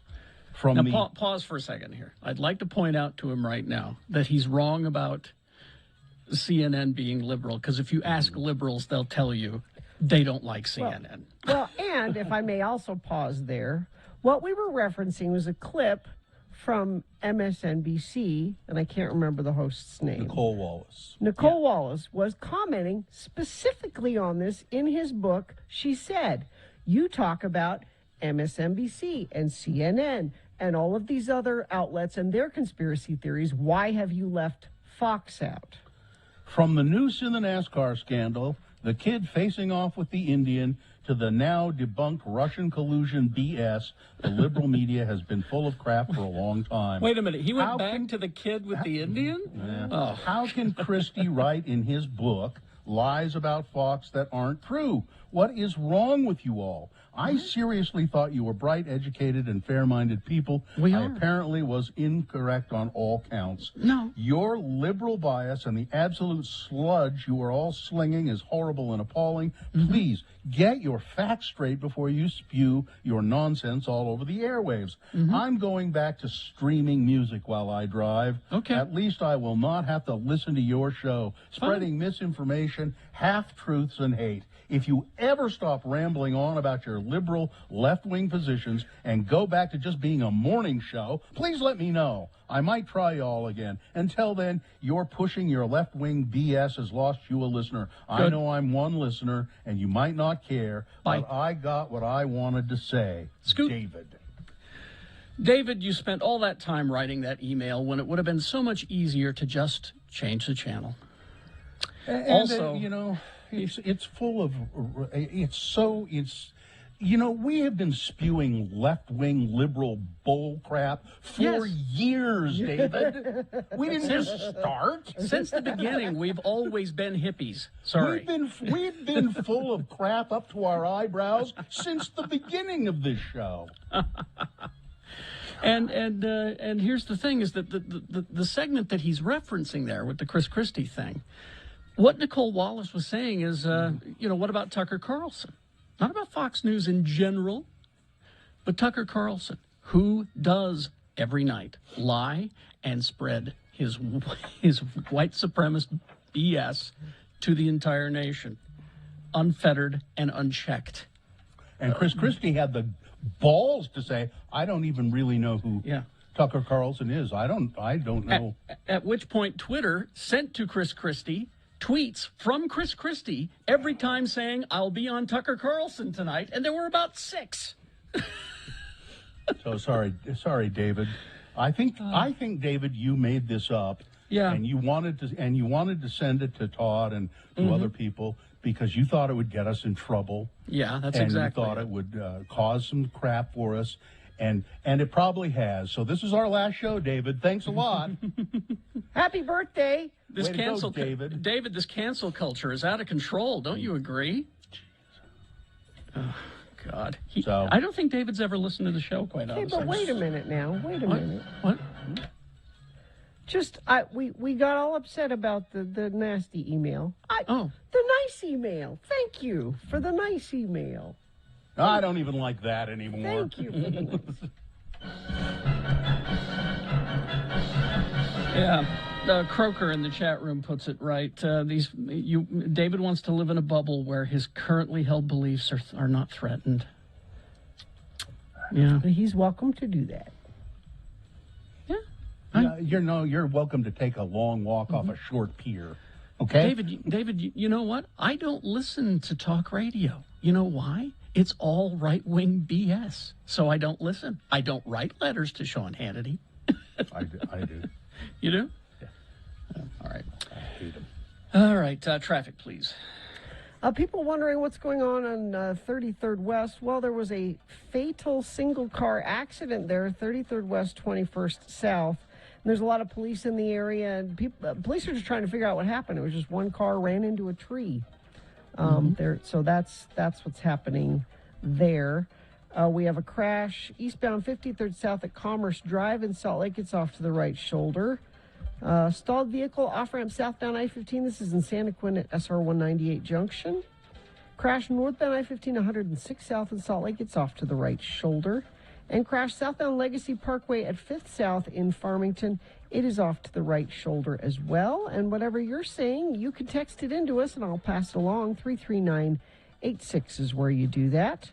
Are you searching for Pokemon? Locally owned Haster Games has the best selection of Pokemon, Dungeons and Dragons, Magic, and more. Shop online at HasterGames.com or visit the store 6831 South State. Curbside service is available. All right. Boners, round yes. two? Round two coming up. Here are the candidates you'll be considering. I never dated a Mike. I don't even know a Mike. Boner candidate number 2, I can think like a criminal and act like one, apparently. And boner candidate number 3, don't blame the judge. God told him to go easy on the rapist. Boner candidates for round 2 coming up, along with Big Boy News and a Pinuendo after these. X96.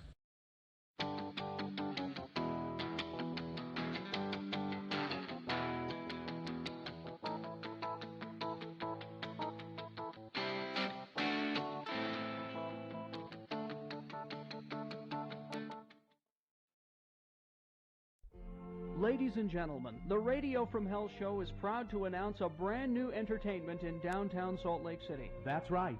It's the grand opening of Carrie and Bill's Shakespeare Dinner Theater, where patrons can enjoy the very best in culture and cuisine. Each month, Bill and I will present a brand new Shakespeare play for your delight.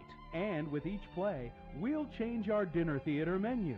We begin this weekend with Hamlet, Prince of Denmark. Who's there? Nay, answer me. Stand and unfold yourself. Long live the king. Bernardo? Line. He. You come most carefully upon your hour. 'Tis now struck 12. Get thee to bed, Francisco. And with immortal lines like that from the Bard, you get your choice of Hamlet Hawaiian-style ham, a juicy ham steak with a pineapple ring, or the Polonius chicken pot pie. And what's even more fun, not only will Bill and I play most of the parts, but we'll be your waiters. In coming months, you'll delight to other great Shakespearean masterpieces. Like The Taming of the Shrew, with me as Petruchio and Bill as Catherine the Shrew. If I be waspish, best beware my sting. My remedy is then to pluck it out. Aye, if the fool could find it where it lies. Who knows where a wasp does wear his sting? In his tail. In his tongue. Whose tongue? Yours, if you talk of tails, and so farewell. What? With my tongue in your tail? Nay, come again, good Kate, I am a gentleman. It's Carrie and Bill's Shakespeare Dinner Theater in the old Felt Electric building in the Regent Street alley off 2nd South. And look in your Happenings coupon book for a 2-for-1 coupon, good on Wednesdays and Thursdays at Carrie and Bill's Shakespeare Dinner Theater. Your dinners are full price, but one of you will get to sit through the play twice. Get thee hence to Carrie and Bill's Shakespeare Dinner Theater, where you give us the dough and we put on the show.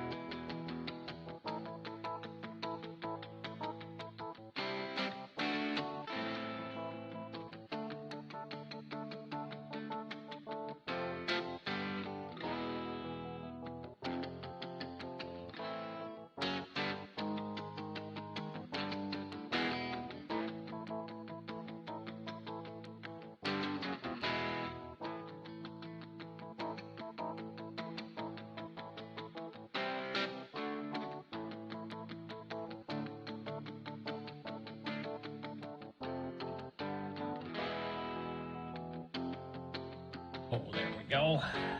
Let's see, 8:20. And it is time for round 2 of your boner voting. So here we go. 3 news stories. These are examples of bad, stupid, or funny human behavior, and you will decide with your vote of these 3 candidates which one is the worst, which one should go forward to boner fight, possibly becoming boner of the day. If it wins here, it will go up against the winner of round 1's voting. We did that an hour ago, and you'll decide between the 2 winners at 9:20 this morning who will be boner of the day. Okay? All right. So let's get to it. This is round 2. Oh, boner of the day is at 9:20. I said that, right? Okay. So here we are, round 2. 2 candidates now, a third after the news. Once you've heard all 3, then you will vote, and one of you lucky random boner voters will receive tickets to see the hilarious Jeff Dunham and the Seriously tour, Sunday, December 5th, 2001 at the Maverick Center. You can get tickets from us for being a random boner voter. I'll kill you. Here's boner candidate number 1. I never dated a Mike. I don't even know a Mike. A vandal in Washington, D.C., who may have wanted to get back at a philandering partner, spray-painted "Mike is a cheater" on his car.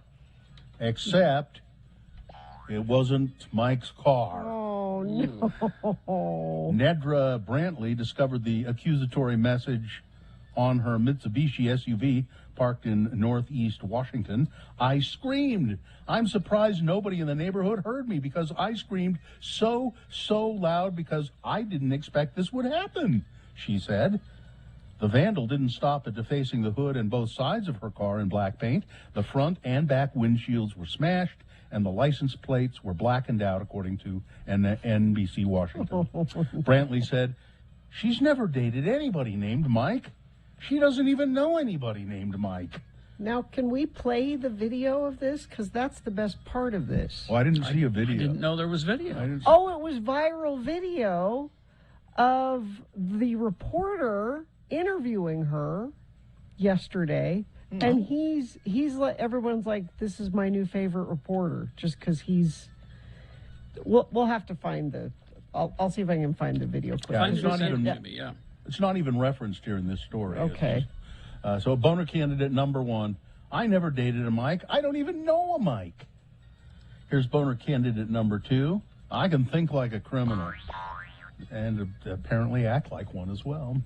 A 39-year-old defense attorney in Pittsburgh named Daniel Mussig went viral in 2014 for an ad where he claimed that he could think like a criminal, and that's why he's a good defense attorney. This week, he admitted in court he actually is a criminal.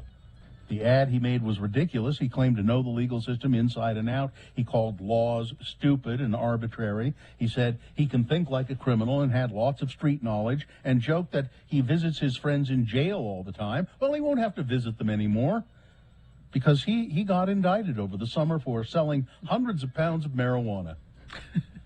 The guys he was working for were selling drugs a lot more dangerous than marijuana. They just let him have the marijuana to sell, and he was not very careful about it. He didn't think like a criminal, and he got caught. He was an attorney who used to think like a criminal, and now he is one. Boner candidate number 2. Coming up in a moment, boner candidate number 3. Listen, don't blame the judge. God told him to go easy on the rapist. All right, boner candidate number 3 for round 2. Coming up after this, big boy news and Opinnuendo brought to you by. Oh, and Carrie, I just emailed you that video clip. Brought to you by, let's see, Clark Planetarium is the go-to destination for people of all ages to learn about space and science. Open daily with 3 floors of free exhibits and 2 state-of-the-art theaters that are sure to inspire. Visit Clark Planetarium today. Well, thanks for riding along with us on this Friday morning, the Friday before Thanksgiving. Thank goodness it's Friday, right, Bill? That's TGIF, Gary. And yes, President Joe Biden on Friday will gobble up his first opportunity to participate in a time-honored White House tradition, the annual Thanksgiving turkey pardon. Yes, justice and perhaps a side of cranberry sauce will be served in the Rose Garden as Biden roasts 2 pardon contenders. Turkeys named Peanut Butter and Jelly. Surely they've had a peanut butter and jelly before. Is this the first peanut butter and jelly turkey? I guess. I don't keep track, Gina. I'm sorry. I should, I guess. But Why can't they be like Winona and Naomi or something that like would that? be- Why well, can't that would they be awful. You don't do that, Gina. Gina, I feel certain. Think if about- you Googled right now names of pardoned Thanksgiving turkeys, there's a list. I'm telling you. I'm sure there is. And think about this, Gina. If they were named Winona and Naomi, imagine the outrage on Fox News. This is saying that Joe Biden is anti-country music, which means he's anti-real America. Well, and it also would signify that he's a cannibal. Because he wants to eat I the have them jugs. all here. Yeah, see? Oh, okay. So I'm sure there's salt and pepper. Like it goes back to Reagan. Mm-hmm. Let's see. So there was just one turkey for a while. Yeah. And so it wasn't always the 2 turkeys. 2 turkeys started in 2003. Stars and Stripes, Yeah. Biscuits and Gravy, Uh-huh. Marshmallow and Yam, I remember them. They were magnificent birds. Flyer and Fryer, Mm-hmm. May and Flower, Pumpkin and Pecan, Mm-hmm. Cobbler and Gobbler, Yeah. Mac and Cheese, Yeah. Apple and Cider, Uh-huh. Tater and Tot. That's my So I think favorite I think you've answered your question, Gina. I guess there so. never has been a peanut butter and jelly before now. How fascinating. You know what else is fascinating? It's kind of weird. Jonah Hill is going to play Jerry Garcia in a Grateful Dead, a movie about the Grateful Dead directed by Martin Scorsese. All of those things, that's a sentence that you never thought you'd hear. Yeah, it's kind of, but they show a picture of Jonah Hill and a picture of Jerry Garcia side by side, and Jonah Hill's got a beard. Yeah, I can see it. A little bit. Kind of see it. Let's see. Here we are. Oh, the country of Austria having to lock down because of COVID, and they're saying if you want to live in Austria, you must be vaccinated. Everyone, by law, will have to be vaccinated. That's according to the Chancellor, Alexander Schallenberg. It's the first such lockdown in a European nation since spring, and the first national vaccine mandate to be announced in a Western democracy. Austria has one of Europe's highest coronavirus infection rates, with 14,212 new cases registered in 24 hours on Thursday. Whew, that's a lot. The Alpine country has one of the lowest vaccination rates in Western Europe, with just 66% of the population fully inoculated. Recent restrictions on unvaccinated people have failed to bring the outbreak sufficiently under control, leading to the measures announced on Friday. So bear that in mind, friends. They are making it a law that you must be vaccinated to live in Austria. But what if I don't want to be vaccinated? You move somewhere else. Move to Utah. Move to Utah. I'm telling you that this is the wave of the future. Wait, listen. Here, though, we're not going to make you get vaccinated, but you can't read Lolita by Nabokov. Let's see. Now there's the National Football League talking about expansion, adding some teams, and so people say, "Hey, what about Utah?" No. What about this Utah? This is not happening. This is not happening. Well, amid NFL expansion rumors, Governor Spencer Cox said there is no limit on how hard he would push to bring a pro football team to Utah. However, he says that taxpayers should not have to foot the bill for an NFL team. Now, Spencer Cox says he doesn't think that's going to happen. He does think, though, that maybe Major League Baseball would come to Utah. The odds of that are a little bit higher than the NFL. But you need a big city Yeah. For both of those, really. Exactly. You need not only a big city, something else that Utah doesn't have is we forget because we live here along the Wasatch Front. We're very dense right here. Not in the. We don't pull from a lot of different places. There aren't like big cities not that far away that people would drive here to go to a football game because that's Denver. Oh come on! That's come on, what Gina. Denver is. They would drive. They would drive from Tremonton. They'd come in. They'd come in from Brigham City. We're an island here, basically. There's not a. It will be many, many, many, many, many years. But we had the Stallions. Remember the Stallions? Salt Lake Stallions was a professional football team that played up at the U. Do you remember this? Yeah, for a month or something. Yeah, that whole league folded really quickly. And if Spencer is serious about no taxpayer dollars going to build a stadium, that guarantees that neither will happen. Yeah. Because unless the taxpayers help pay for the stadium, sports teams aren't coming. Because they can fine find with someone that will pay for Yeah, it. I'm fine with that. Don't come. This is an interesting little item, I think. Legacy brands have reversed their slide in 2021.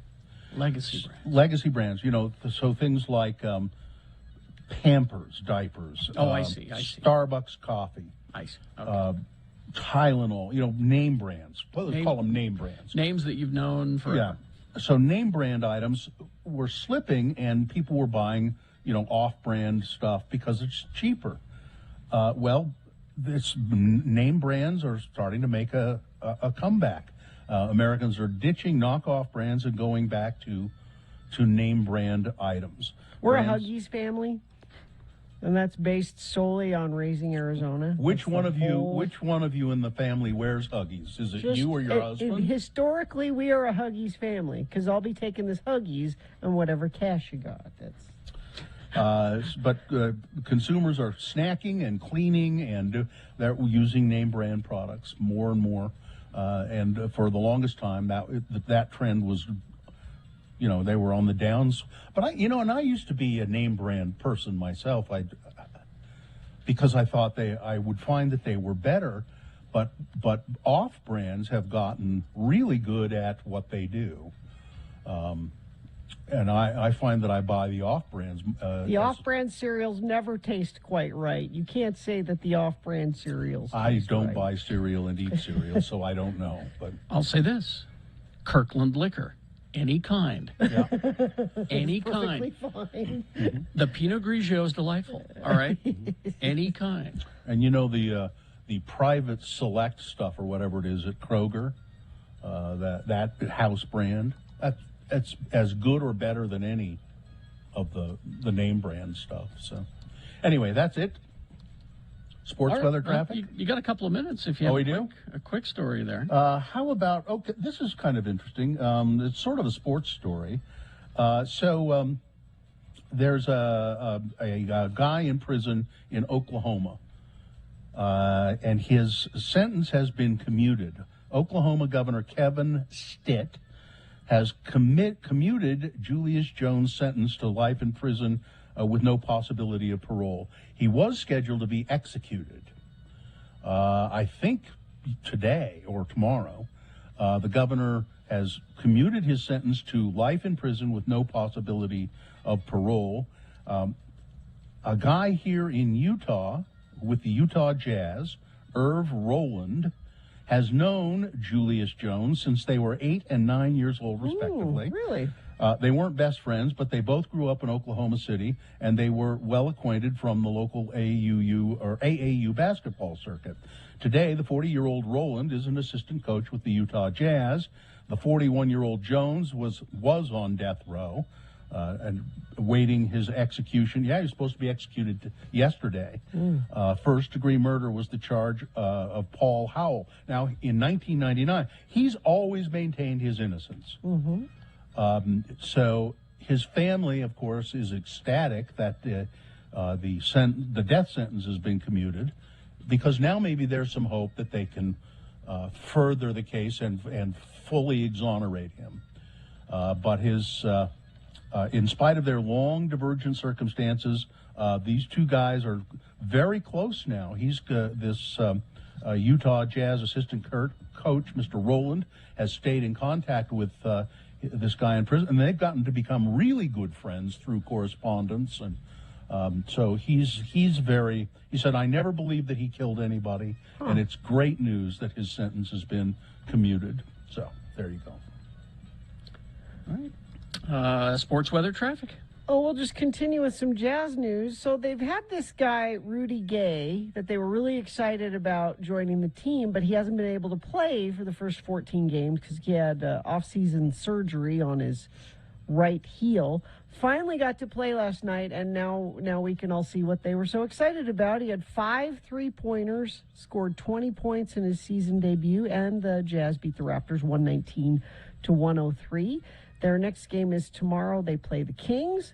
College football, Utah, number 24 against Oregon, number 4. That's a big game for tomorrow at 5:30 p.m. I had Shamrock Plumbing here yesterday because I had a clogged up sink. I had Nathan from Shamrock here. He's very excited about he's very excited about going to the game tomorrow. Oh, good. We've got BYU playing Georgia Southern, Utah State against Wyoming, and we have the Wildcats playing Northern Colorado. That's your sports weather. It's quite chilly, 39 right now, and only going to get up to 49 for a high. We have a slight chance of rain during the day, better chance overnight tonight, about 50%, a low of 37 overnight. And then for the rest of the weekend, we kind of hover in the mid to upper 40s, so pretty cold, but not much chance of rain after tonight. Traffic we have, let me refresh this so I can see if anything new has happened in the last few minutes. Crash eastbound 53rd South at Commerce Drive in Salt Lake City. It's off to the right shoulder. Stalled vehicle southbound I-15. This is in Santa Quin at the junction of SR 198. And I'll check our message stream, see if friends of the program have sent in anything there. Nope, just mad props for Huggies. That's the only thing that's coming in via text at 33986. If you see something, go ahead and send it in there.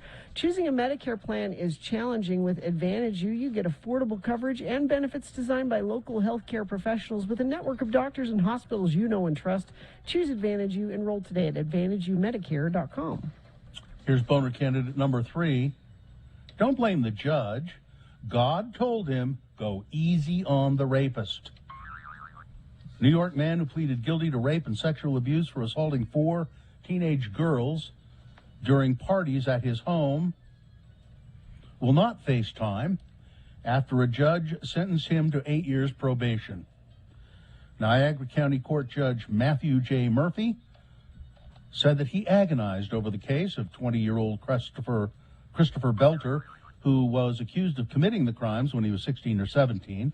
Mr. Belter pleaded guilty in 2019 to felony charges that included third-degree rape and attempted first-degree sexual abuse, as well as 2 misdemeanor charges of second-degree sexual abuse. Although Mr. Belter faced a maximum sentence of 8 years in prison, Judge Murphy concluded that time behind bars for the man would be inappropriate.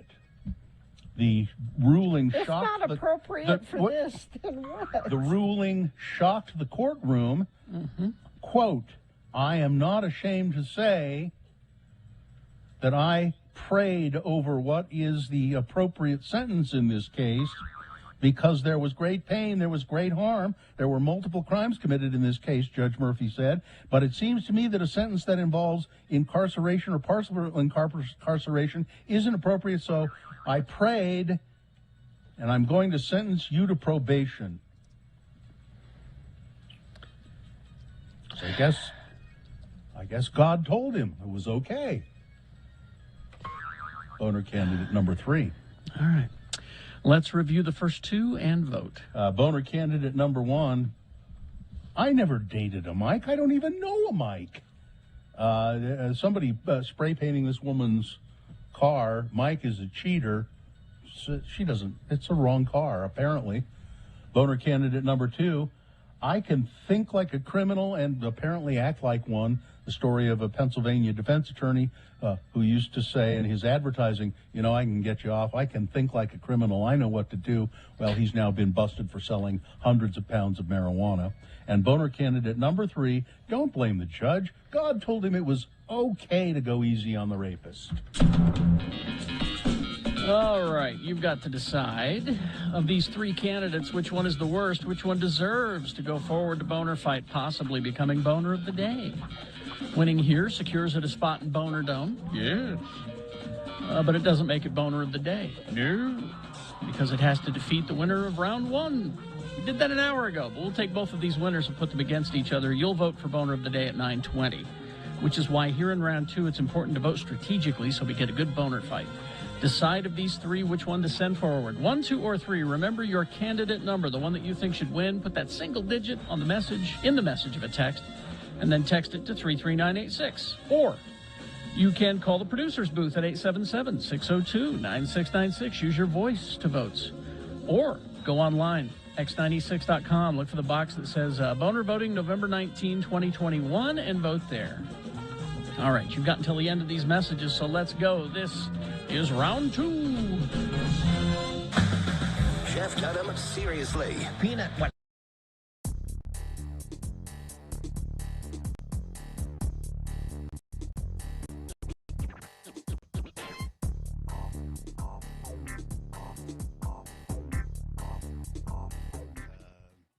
Yesterday I was at a business. I'll tell you, I was at a business called Total Health and Fitness, who I believe we're going to be doing some commercials for.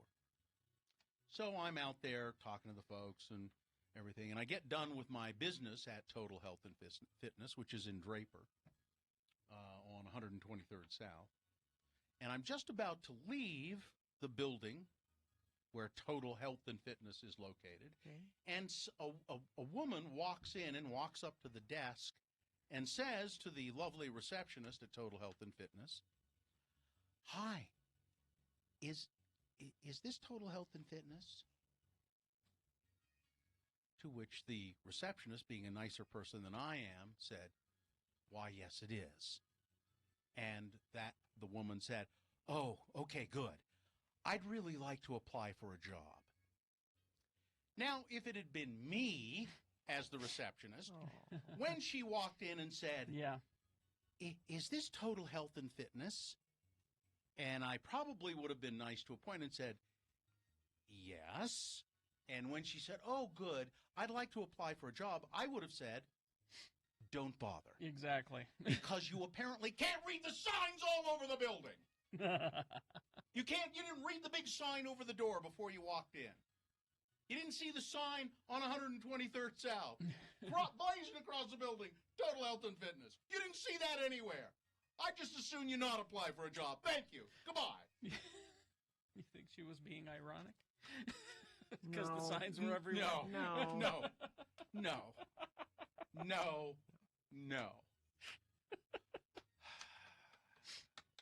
The receptionist did say she's way nicer than I am, but it was probably true.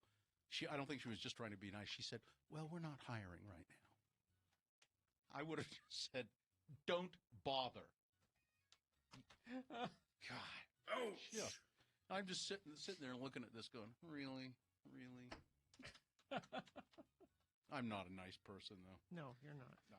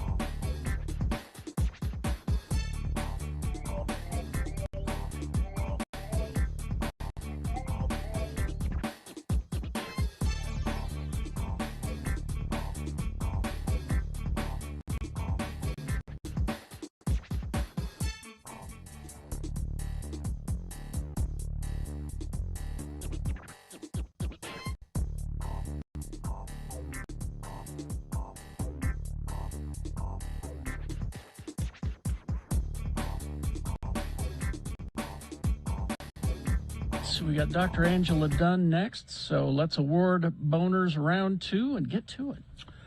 Yes, and round 2 of the boner voting is brought to you in part by a hard seltzer. And Gracie's open daily for lunch and dinner with brunch weekends till 3 p.m. Enjoy their heated patio, live music 4 nights a week, or watch your favorite sports. Gracie's is located at the corner of Broadway and West Temple, 21 and older only. The big news here is that Scott won tickets to see Jeff Dunham. That is big news. Being a random voter. But there was really no contest. There couldn't. I'm surprised that anybody voted for number 1 or number 2. Some few people did, but boner candidate number 3, don't blame the judge. God told him to go easy on the rapist. That's the winner of round 2. Okay, that's your winner of round 2. It now goes forward to boner fight. It might be boner of the day, depending on how well it does, going up against the winner of round 1. You'll find out and vote at 9:20. That's about a half hour from now. Let's get Dr. Dunn on the phone. Not just Dr. Angela Dunn, Best Utah. Best Utah. Dr. Angela Dunn with the Salt Lake County Health Department. Congratulations on your honorific from the City Weekly. You guys, we're in good company, huh? Yeah, yeah, yeah. We are you going to the party, Dr. Dunn? I am. Are you guys? No. I don't think we are. We usually do not. I don't know if Dr. on a work Dunn night. thinks it's okay to go to parties. I guess it's okay to go to parties. Oh, it's on a work night usually. That's why we don't go. Yeah, they usually have them on Thursday nights, and it's just tough for us. So, so enjoy a canapé for us, will you? Now, Dr. Dunn, it's exciting news that the Salt Lake County Health Department, as Gina tells us, has got some vital information about online about how to thaw your turkey so that you don't kill yourself on Thanksgiving. I know. You would think that we're worried more about COVID, but yes, there are still foodborne illnesses out there. So cook your turkey to completion. Yeah, it's and people do make that mistake of, I can just... I can thaw it out in the sink in a hurry. You really need to do it properly, or you might die. Well, yeah, you might not have a great holiday season. That's for sure. Hey, what do you think? We're just reading these, hearing these stories today that, for instance, the country of Austria, they're totally locking down the country. They're mandating that every person has to be vaccinated because the amount of coronavirus rampaging through the country is just shocking. What was it? 17,000 new infections reported in 24 hours or something like that. When things get to that point, is a lockdown? Will that help them? Oh gosh, it is really depressing to see that type of news coming out for all of us, right? We're back to where we were a couple of years ago. Might be working for them. I don't know how compliant their population is and how much divisiveness they have around COVID responses. At this point, my perception and my opinion is that we just need to get people vaccinated. Mandating vaccines definitely probably wouldn't go over well here, but I will tell you what is working is when businesses and events require vaccines, that's when people finally say, okay, fine, I'll do it. But when it comes from the government, it's not working as well. So we're really reaching out to all of our, music venues and our workplaces to make sure that they know they can play a part in this as well. And they are. I know they're doing it. I mean, the music people that we work with, the people at the State Room, and that their events. They say we want proof of vaccination, and the bands that come through are saying we want that to happen as well, because there are people who aren't stupid in this world. Yeah, that is a great partnership in terms of trying to address a public health issue. So we really appreciate it. Now, with Governor Cox saying, let's just cut through the red tape and make sure that everybody who is age of 18 or older can get a booster now. No qualifications, nothing. Will that help a lot as well, do you think? Yeah, well, thankfully, the FDA approved it this morning as well. So it is official that anyone over the age of 18 should be getting their boost dose. And that is so important for those of us out there who have already gotten our initial doses, because after about 6 months, the effectiveness drops about half. But getting that boost dose will bring you back up to the 90% plus effectiveness. So for those of us out there that are willing to get vaccinated, it's important to get your boost dose if you haven't gotten it yet. So with Thanksgiving, everybody's going to be having people over. Are there any tips that you could pass out to people so we can take precautions? Yeah, I think, this is a personal decision, but my recommendation is to have Thanksgiving with people who are vaccinated.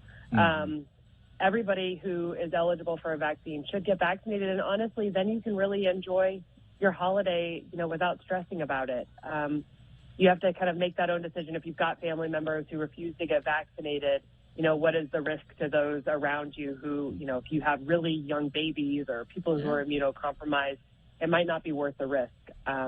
But definitely, I think we're at that point where we can talk openly about vaccination and make sure that we're celebrating with those who are vaccinated.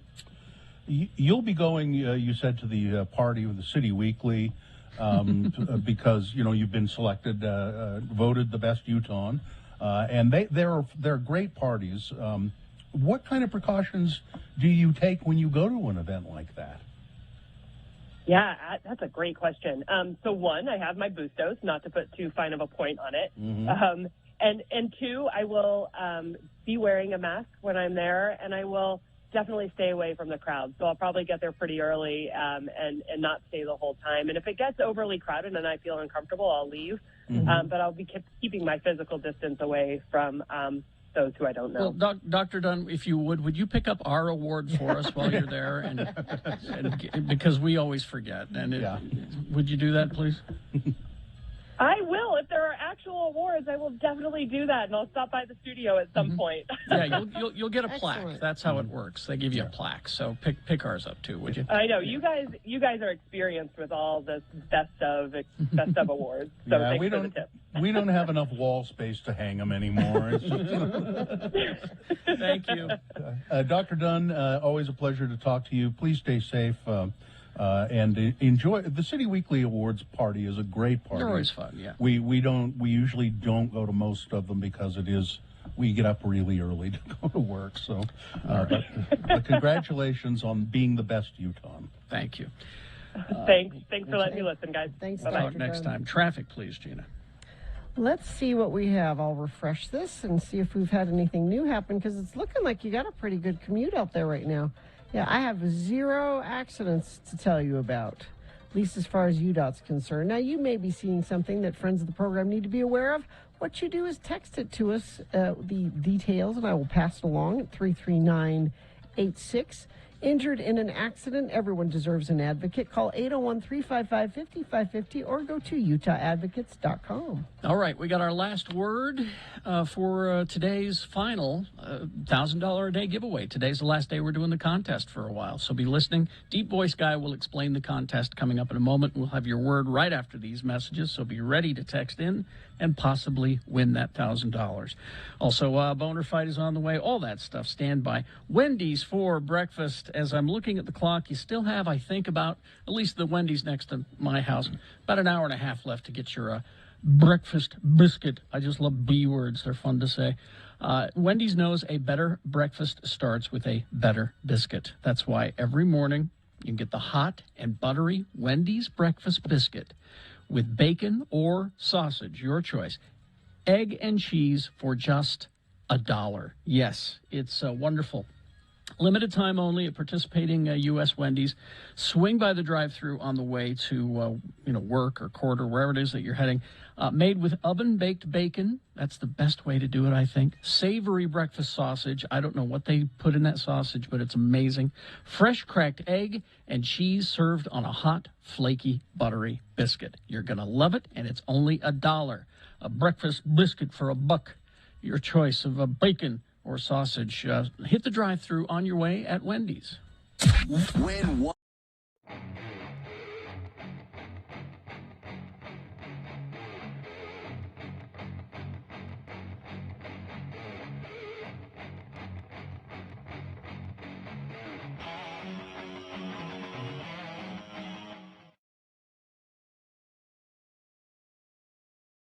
Claps.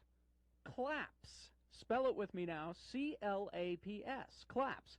And now we'll use it in some dialogue, starring as our two Utah men, LeVar and LeGrand. We join the boys now at the Ward Cultural Hall as they take in a revival of the great theatrical production Saturday's Warrior. As the show nears its climax, LeGrand R. Dunn becomes highly emotional. Again, the word is claps. Let's listen. Oh, this is such an uplifting show, LeVar.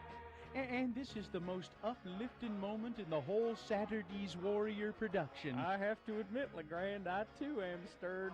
That girl who plays Julie Flinders has a way about her. She's a nice-looking young woman. I am stirred. Oh, she found her true spiritual mate.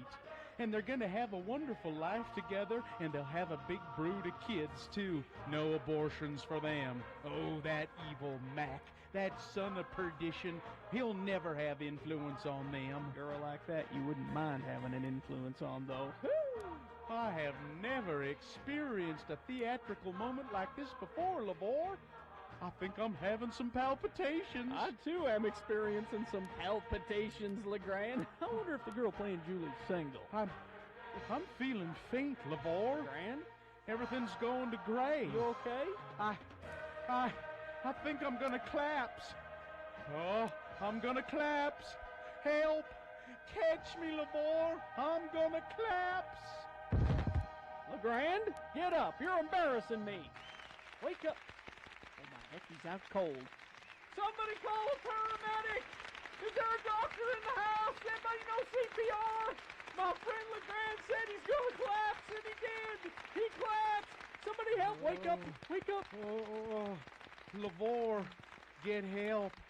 Don't let me pass through the veil to the other side. Oh, you just fainted, puss boy.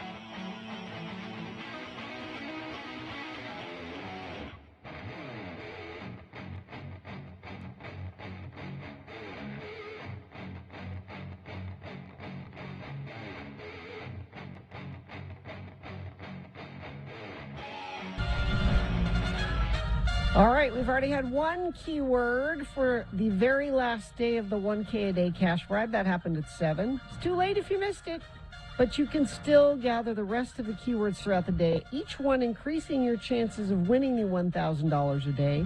So make sure you get this one right. The keyword for the 9 o'clock hour is gravy. Gravy, Gravy, gravy. Text that to 33986 for your chance at $1,000. Next chance to get a keyword will be 11, then 1, 3, and 5. Make sure you collect them all for the 1K a day cash bribe. Well, yeah.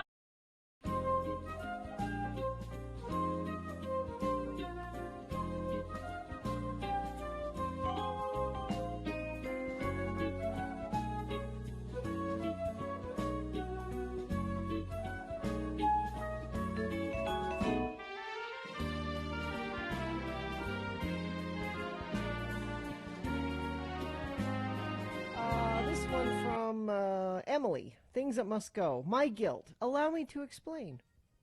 The year was 2008. I was a fresh-faced Mormon teenage newlywed whose older sister had landed her a sweet second job at a local coffee house. The first busy weekend I worked, one of our employees rolled up hungover or possibly still drunk and was subsequently sent home to sleep it off. I was new and we were short-handed. Up rolls an SUV, at the window rolls down to reveal the incomparable Gina Barberi. I was awestruck. So is She another orders Gina a- Barberi? She orders a drink. A latte, I believe, with an extra shot of espresso. Yes, that's my order. Is that it? I take her order and proceed to produce my best hurried hot beverage. I pulled 3 perfect shots of espresso. I take all the time the growing line will allow to froth and mix. Make sure the lid is nice and tight. Stop her in. Out to the drive-thru window I dash with a smile, and away she goes, a vision of local celebrity and grace. My older sister yells back from the front, "What are these shots for? Should I throw them out?" I forgot to put the coffee in her coffee. I waited all day. I waited all day for her return. I waited for a call to speak with the manager. I thought maybe next weekend she'll come back and I make her a drink on the house. But the call never came, and she never came. I'm now a grizzled 30-something ex-Mormon and mother of 2 with under-eye bags and an anxiety disorder. I now know how much that caffeine probably meant to you. I thought I ruined your day with a coffeeless coffee. It's haunted me for more than a decade. I am sorry, Gina. Please accept my apology. Allow me to make it up to you. Can I buy you a drink sometime? Maybe a pair of those fluffy socks you're so fond of. Thank you for letting me listen and for allowing me the pleasure of serving you an albeit inferior beverage all those years ago. Long-time listener, first-time complainer, Emily. How many years? 10. 2008. Oh my God! Did you come to work? I seem to remember you coming to work and then Yeah. going, And I have going, nothing but There's- foam here. There's no coffee in this coffee.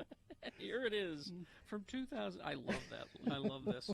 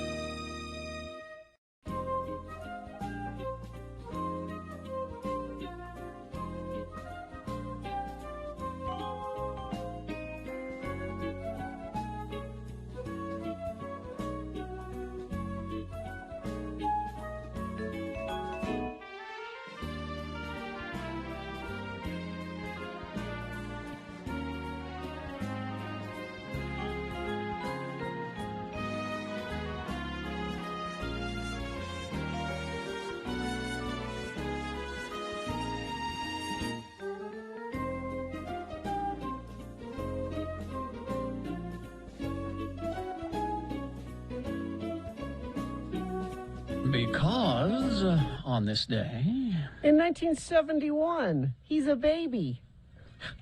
He's the baby of the band, anyway. Tool. Justin Gunnar Walter Chancellor, bass player for Tool, was born. He is, according to Shasta in New York, the youngest member of the band at age 50 and the best dressed. That's not hard. And I'm like, okay, whatever. Utah County loves Tool. That's all I know. So. I'm going out to have something to eat today, I think, at our restaurant. And I'm going to, I'm going to have, and you might be able to help me with this, Carrie. All right. Because I've never done this. I think I'm going to have shabu shabu. Shabu shabu. Isn't that an NXS album? That's Shabu Shaba. My friends have actually been talking about taking me to this place because I've been wanting to try that. Shabu shabu. But what is it? Well, it's a Japanese, but there's Korean shabu shabu. Isn't it like the hot pot? It's a hot pot, yeah. It's not called that in our house. So you take the meat and the vegetables, and and there's a hot thing of broth, and you kind of mix it in and eat it. So I don't know. My friends really, really love it, and I've always wanted to go to a place like that. So we're planning a trip to do that at some point. But you're gonna have to let me know how that is. Well, there's a place called Mr. Shabu, so it's you know. It's you go to Mr. Shabu, you have the shabu shabu. Yeah, it's down. He's down to the gateway. So I think maybe we'll go to see Mr. Shabu and try it out. But I thought you'd done it, Carrie. So Well, I've done that. Like I said, the name is not one that I was familiar with, but I know what you're talking about. Whenever we go to Koreatown in Los Angeles, that's where we constantly eat every meal. At different restaurants in Koreatown, and there was, as a matter of fact, the last one we had was the one where we saw Nicolas Cage and his poorly dyed black hair and beard. It's called shabu shabu because it's Japanese. It's meant to be the sound of swish swish as you. Oh, okay. As you swish your food through the broth, I guess. The last we had something similar to that we just love, and that is they'll do this big hot pot of, it's a soup or a stew, whatever you want to call it. It's got all the seafood and all kinds of stuff in there, and then you let it continue to cook throughout the meal. You enjoy the soup, and then it starts to crust on the bottom of the pot, and then you take rice and you mix it together with the stuff that's crusted on the bottom of the pot. You mix it up, and then you eat that. That sounds good. It's delicious, delicious. Yeah. Well, I'm looking forward to this new dining experience of shabu shabu, and I figure you can't go wrong if the guy's name is Mr. Shabu. Well, yeah, that would be the best. I would. It's got to be the guy. Now here's Sue correcting me here. Shabu is like Asian fondue. Fondue? Fondue. Or did she mean fondue? Fondue. She must have meant fondue. It's kind of like the melting pot. That's fondue. Yeah. It's so I'm kind of. We're going to go see that. There's this interactive Van Gogh. Oh, I heard about that exhibit where it's like you're walking through the paintings. Yeah, I've heard that's really cool. Yeah, we're doing that, and then we're going to go see the Van Gogh interactive thing, and then it's shabu shabu. Now, Mr. Shabu has apparently individual hot pots embedded in the table, which means that whoever you're going with, y'all better be okay with sharing. Yeah, well, it'll be just our family at the table. I would think. I don't want to be sitting with a bunch of strangers. If that's the case, then I won't do it. That's called, there's a name for that. Oh, yeah, it's Asian fondue, but you have the broth. It's like a shared stew. Okay. So, yeah, there you go. Well, I'm looking forward to it because it's sort of a new dining experience for me. So when you're with a group, though, this is what you'll run into is, well, I don't like this, and that's in it. Well, can we get Can we get that without? Well, that's how it's made. Do we have to put liver in it? It'll be like that. It'll we be, have I don't want octopus or whatever it is. Yeah. I don't want Then this. I'm not going to go with you then, because We don't. I we would don't ruin it. We no longer eat cephalopods, or particularly octopus or squid. We don't eat them anymore because they're too smart. And also, there's a motion sickness warning at the Bad Go exhibit, apparently. If you're Yeah, I heard susceptible that. to motion sickness, that you should be aware. Yeah, and I asked, are there benches I can sit down on? There are. And they No, said man. yes. Yeah. It Yes, ruins you the can- illusion. There are places you can sit down. Don't worry, you'll be okay. If you start getting woozy. All right. We'll take a break. We will be back, and we'll have for you a boner fight on the way. Also, boner of the week, all coming up. Stand by. Advantage U Medicare. Advantage U is a PPO with a Medicare contract, so enrollment in Advantage U depends on contract renewal. Advantage U is available for Medicare beneficiaries in Davis, Salt Lake, Tooele, Utah, and Weber counties. So how do you find out about it, and what is it? Well, go to their website. That's probably the best thing to do. You can find out all about Advantage U, where you can get 0 monthly payment plans, $0 copay, $25 specialist copay. They offer dental, vision, hearing benefits, plus an over-the-counter allowance and fitness coverage as well.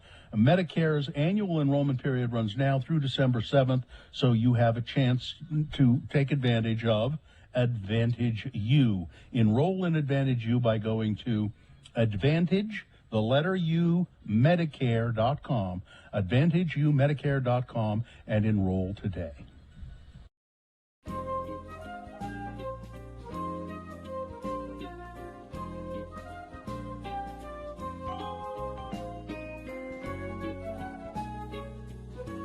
Well, have you ever wondered what it's like to sneeze while you're driving 200 miles an hour in an Indy car? Have you ever wondered what? I would think it would be like sneezing, right? Well, but think about it.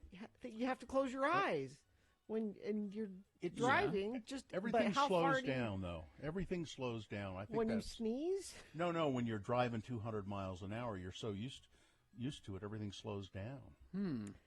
Well, race car drivers deal with a lot of challenges that we all do. We've all, had to sneeze while we're driving.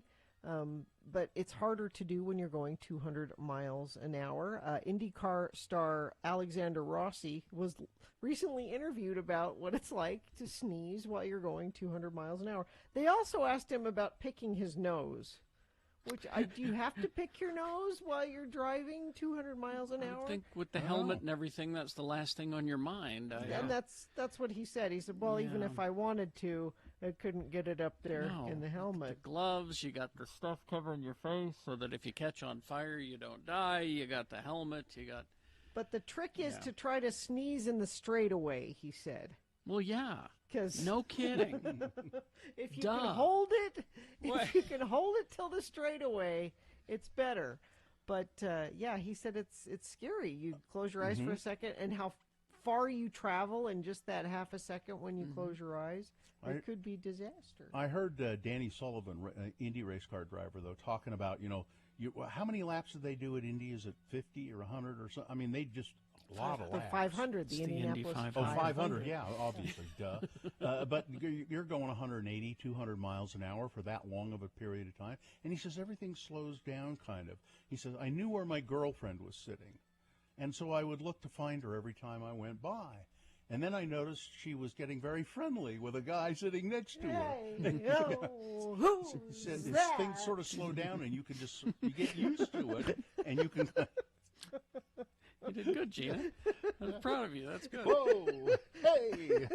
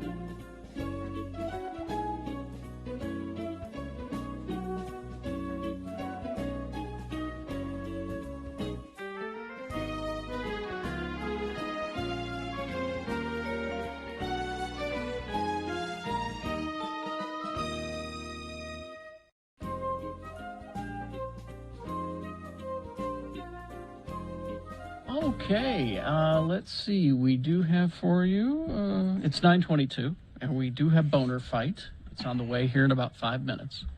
So before that, a reasonable amount of news brought to you by Moochie's would like to thank their loyal customers for supporting their locally owned and operated business. Moochie's has been voted Best of Utah for over 17 years. Dine-in delivery and pickup available. Thank you. Well, Gina's been trying to suppress this story all morning, but Gina has been trying to suppress this story all morning and prevent me from doing it, but I'm going to I'm just going to throw caution to the wind and tell you that Kim Kardashian and Pete Davidson are dating. That is It's not true. confirmed their relationship. It is true. In a bold display of affection, Kim and Pete were seen holding hands on Wednesday while celebrating his birthday in Palm Springs, California. Neither Kim nor Pete could hide their beaming smiles as they took a stroll near her momager, Kris Jenner's. Oh, Yeah, I see. that's Mother and manager. yes. I gotcha.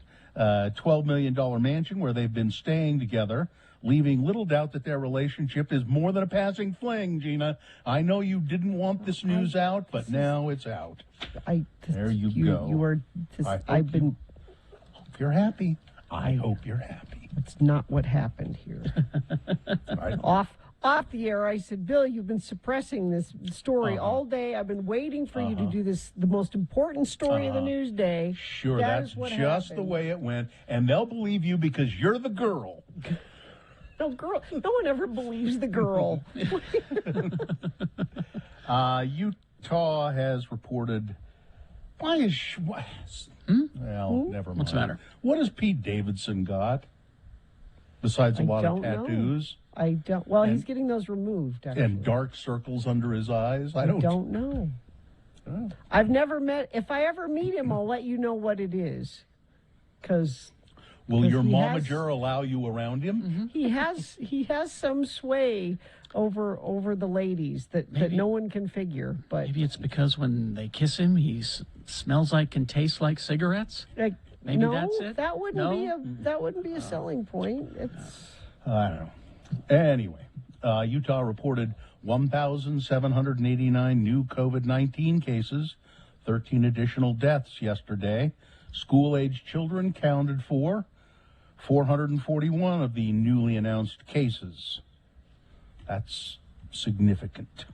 Utah is also reporting 17,676 more vaccines were administered since yesterday, bringing the total number of vaccinated to, it's getting close to 4 million now here in the state.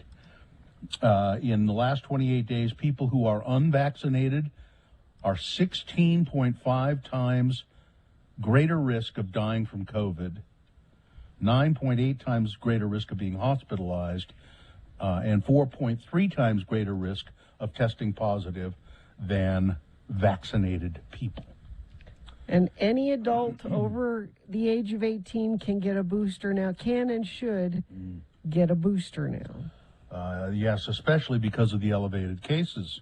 If you are, what is it? Do you have to be 6 months out?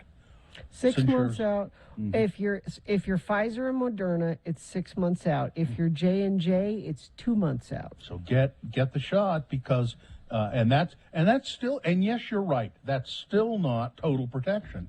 No. Because there are breakthrough cases, but it sure increases your odds of not getting it. Mm-hmm. This is just so this story just kind of slides by, and this is so Utah legislature. A Utah legislative committee unexpectedly killed a proposal to expand the menu of election options available to cities under a pilot program begun in 2019. Utah cities can, if they choose, use ranked choice voting for municipal elections. That's what 23 cities did this year for nonpartisan municipal elections. A bill adding a new method known as approval voting was on the table Wednesday. Lawmakers rejected the proposal, which stunned people who were backing the bill. Ranked choice voting has voters rank candidates from first to last place. The first place votes are counted, and if no one gets a majority, the last place candidate is eliminated, and those votes are redistributed to the second choice. The counting continues until one candidate has a majority. Now, approval voting is simpler than that. Okay. Voters can vote for as many candidates as they want. Those votes are counted up, and the most votes wins. Plain and simple. St. Louis, Missouri, Fargo, North Dakota, they both have used approval voting in elections. Lawmakers expressed confusion about this method and wondered if it was even necessary. Well, I don't think it's been tried enough throughout the country. I don't think there are demands for it. Nobody even knows what it is. So there's a lot more work that needs to be done in selling this as an option, said Representative Corey Malloy of Lehigh. Nate Allen with Utah Approves, the group pushing to add approval voting to the list of options, argued that there was no harm in adding the method as an option since there was no requirement for cities to use it. They could if they choose, but they don't have to. We believe it's a very simple change, and all we're asking is to give cities the option to try voting as they already have with ranked choice voting and to see if they like it. We're being asked to allow cities to have a choice as to whether or not they use approval voting. Well, it costs us absolutely nothing to allow a city that wants to opt into this method, said Senator Daniel Thackeray. So why not? But no, it's just too weird. I just want to be able to vote. That's what I'm worried about right now, is being able to vote. Well, they haven't taken away that yet. They're working on it. Missing Chinese tennis player, Peng Shuai. What happened? Nobody knows where this woman is. She made some allegations against a high-ranking Communist Party official.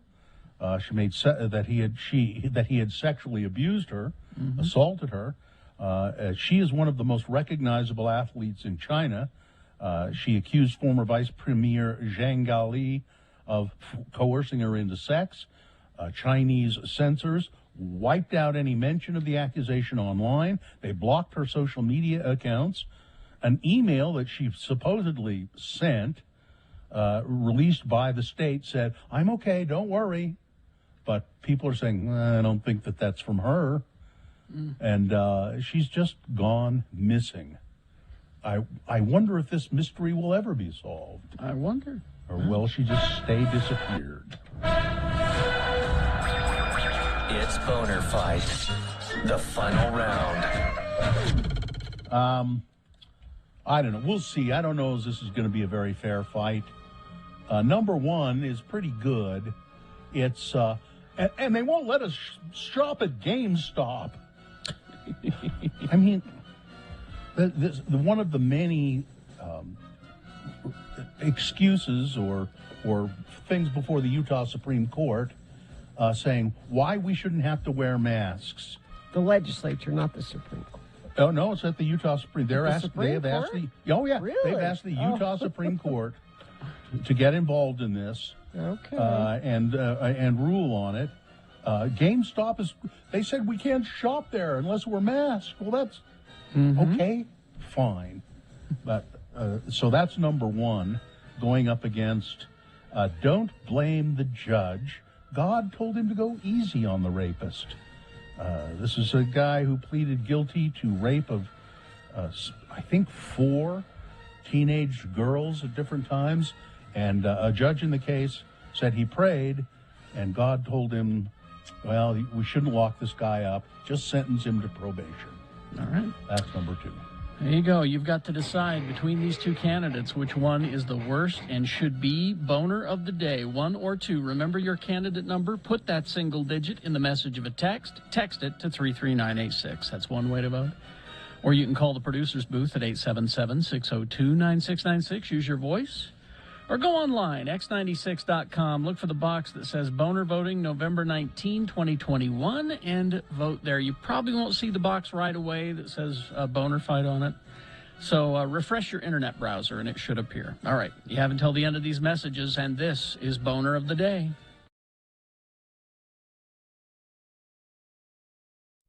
Mass. Spell it with me now, M-A-S-S. And now we'll use it in some dialogue, starring as our two Utah friends, LeVar and LeGrand. Let's listen to the boys as they cut through Temple Square on their way to JB's for the breakfast buffet. Again, the word is Mass. Oh, what a beautiful morning. Oh, what a beautiful day. It's a beautiful morning for a breakfast buffet at JB's, ain't it, LeVar? Any morning is a beautiful morning when breakfast is all you can eat for one low price and when your best bud is buying. Oh, what a beautiful... Wait, what? I thought it was your turn to buy. No. I bought the last breakfast we had together down to the Circle K, remember? The chocolate milk and the Hostess pies. Oh, right. I guess it is my turn to buy. Whew, Temple Square sure ain't as busy today as it gets during the general conference, is it? Oh, you said it.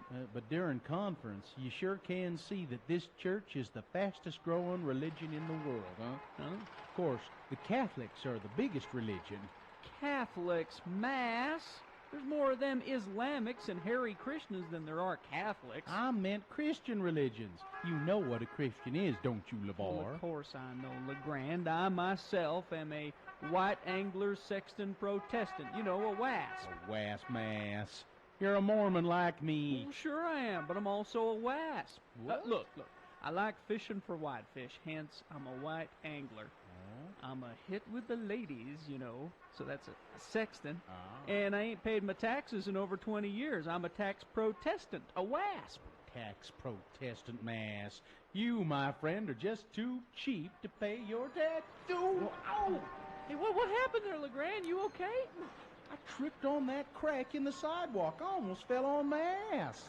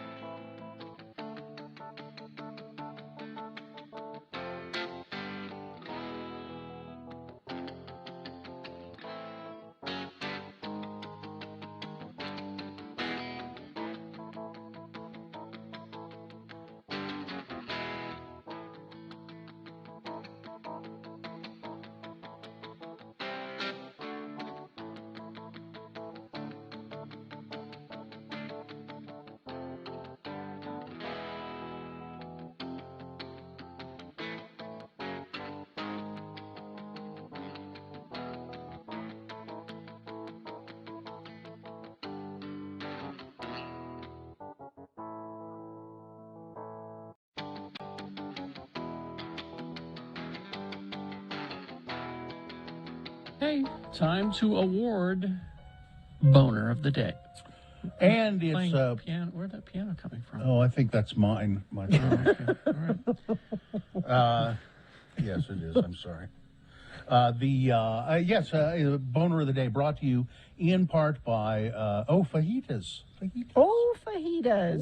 Those are Irish fajitas, the fajitas. And Live at the Eccles presents Alton Brown Live Beyond the Eats, 2 shows Saturday, November 20th at the Eccles Theater. For tickets, visit liveattheeccles.com. Okay. Well, yeah, it was not much of a fight, but it was still good to have. Boner candidate number 1, the people are complaining they can't shop at GameStop because the GameStop wants us to wear a mask when we go in there. 18 people voted for that. Really? But over 100 voted for Boner candidate number 2. Don't blame the judge. God told him to go easy on the rapist. There we go. You have decided that is Boner of the Day for today, November 19, 2021. And now Dave the Flower Guy will be on the phone with us in our next break to tell you who Boner of the Week is. He's just going to take your vote away, It's just going to happen. And we'll have that for you in our next break. All right, go ahead and hit that, Katie, and let's... The following is a sponsored feature. Let's get our friends from Spy Hop on the phone. Terry Mum. Terry, are you there? Yeah, how you guys doing? Good, and you? Hanging in there.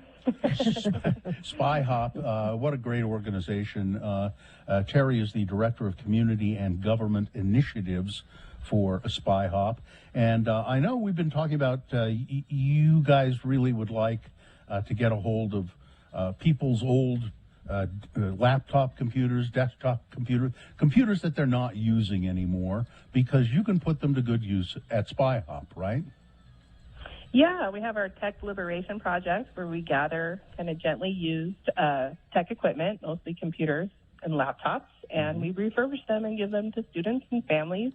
A lot of refugee families, people relocating here, trying to get them connected so they can continue with, their daily lives, which, as we all know, are pretty much online now. No kidding. Almost anything that you need to do or services that you need to access, you have to have a computer for that. Is there an event associated with this, Terry? Yeah, well, we have at Spy Hop, we have initiated Spy Hop block parties. We do them on the 3rd Saturday of every month here at our new building on 9th South and 2nd West. And we open up from 10 to 2 and have open house and activities. Some of our students, we have student DJs and our open mic studio where people can come mess around and get tours of the new building. But we also do community service on those days. So we're doing the Tech Liberation Project. We're taking in stuff. We're giving out stuff. We focus with a lot of different partners. We're doing vaccine clinic, flu clinic, free groceries for our unsheltered neighbors.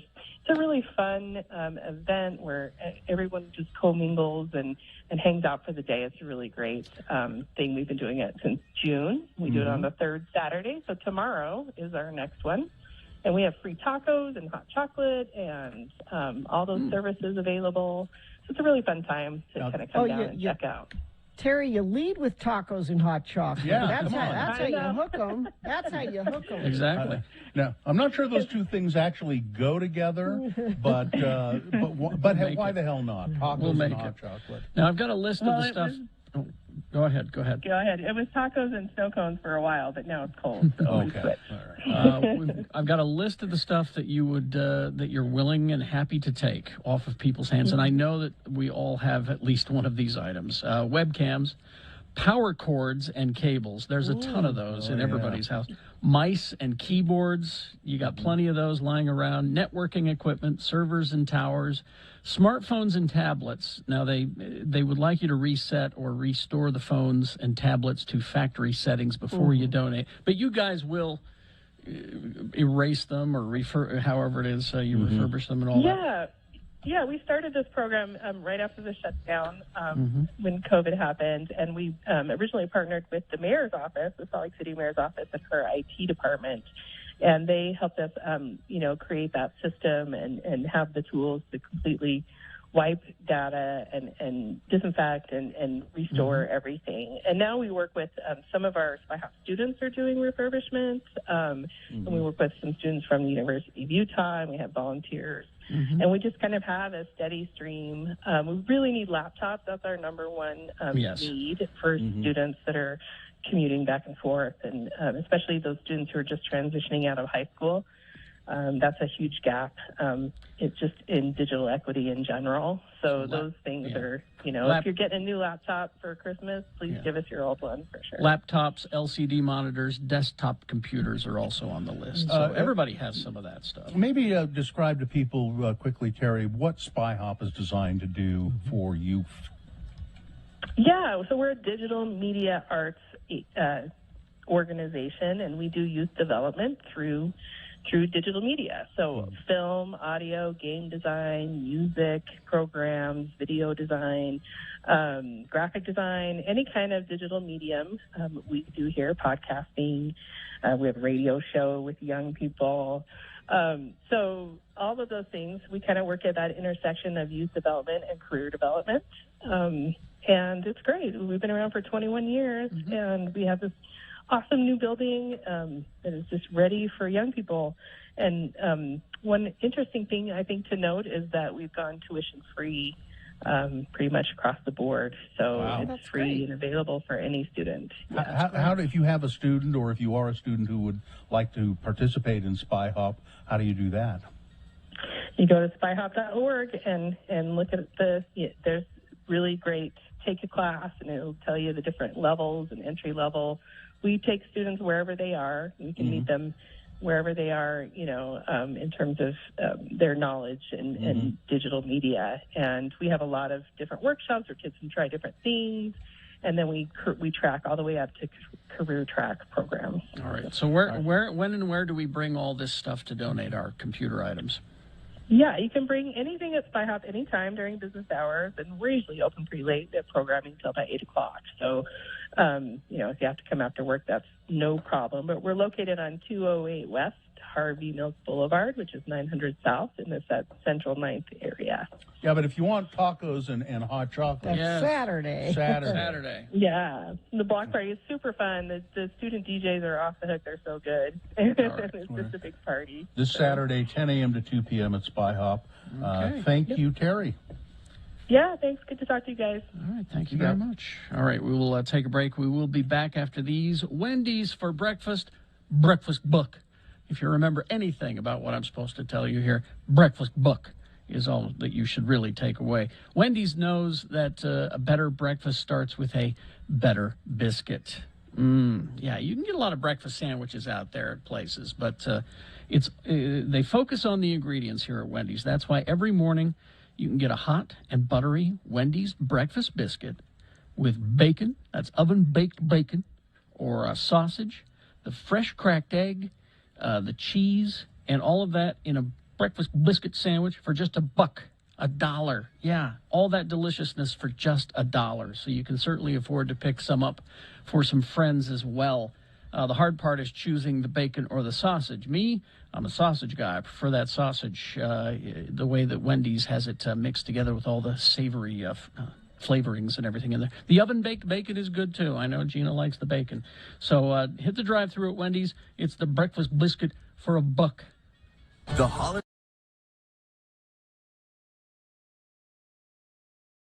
God. Spell it with me now. G-O-D. Like you wouldn't know that already. Anyway, we'll use the word God in a bit of conversation between our two Utah buddies, LeVar and LeGrand. The boys are at Lagoon attending LeGrand Ardun's family reunion. Again, the word is God. Glad you could come to Lagoon for my family reunion, LeVar. Well, it's nice of you to invite me, LeGrand. I don't have no family of my own. Come to think of it, I don't have a last name. The Dunn clan sure is numerous, though. Well, it's fine old polygamous stock, LeVar. Your granddad had more than one wife? 10. That ain't nothing. My actual dad, he had 3 wives, too. Well, how come you never had more than one wife? Well, I tried. Believe me, I tried. I wanted to marry more girls than Midge, but I just couldn't seem to interest none of them. Besides, Midge said she wasn't really for it. Said there wasn't enough man in me to go around. whatever that means. Hey, listen, which ride do you want to go on before the kids find us again? Well, let's go on the Sky Ride from the north end of the park so as we can look down to Bountiful. I want to see if I can see the new temple up on the hill there. You can see it for a long ways. I was driving down from Ogden, up there cruising for stuff at the DI. You know, that's a really good DI up there. Anywho, you can see that Bountiful Temple from Cherry Hill on the old highway, but then you lose sight of it when you drop down here by Lagoon. Well, I've actually drove up to it. Drove around that temple and such. And how'd you get there? Just drove down I-15 and then got off at the Bountiful exit and then headed east. Just got off at the main Bountiful exit, huh? Yep. Hey, you know what I need right now? What's that? Need me a slush puppy. It's god-awful hot out of here all of a sudden. Sure has. And nothing will cool you off like a slush puppy. They got all the flavors? Yep, they got the blue, the red flavor, the green flavor, and the most cooling flavor of them all. Yeller. Got 'em all, huh? Got 'em all.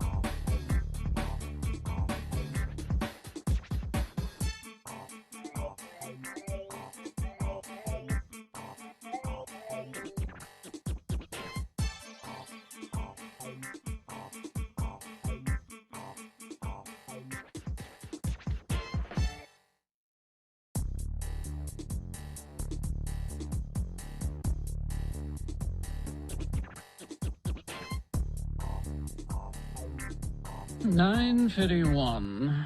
I'm not a fan of eggnog, really.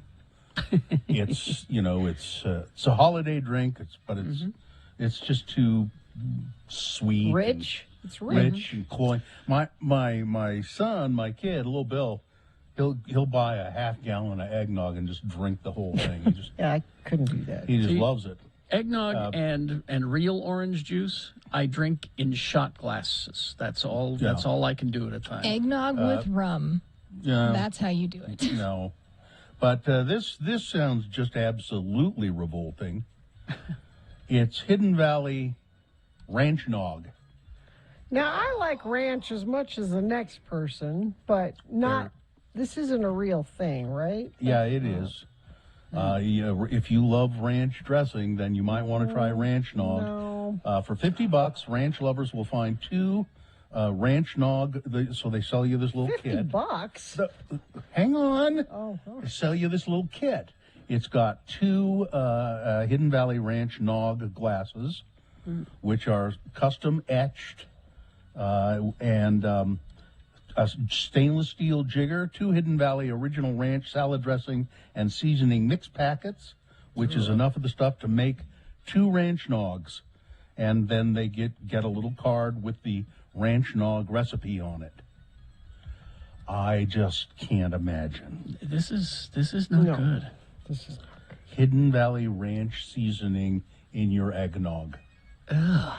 I can't quite. Now, sprinkling Hidden Valley Ranch seasoning packets on cereal, that's another thing. That's trying to picture this flavor in my head, and I can't do it. And no, it's not meant to be consumed in that quantity. Well, I don't know. People are going to buy it. Would Dave the flour guy buy it? I don't know. Would he? You like eggnog, Dave? Hello. Hi, Dave. How are you? Hi. You're high on eggnog right now, aren't you? No. Do you like eggnog? I like eggnog, but that sounds gross. Yeah, Okay, it sounds good. gross. Yes, it does sound gross. I wouldn't. Now, Dave, someone was asking in the chat room, they wanted to know if you were selling flowers today and where you would be, because they were interested in buying I'll some. be around. I'm going to go after I'm here, done here, go buy Ivy's.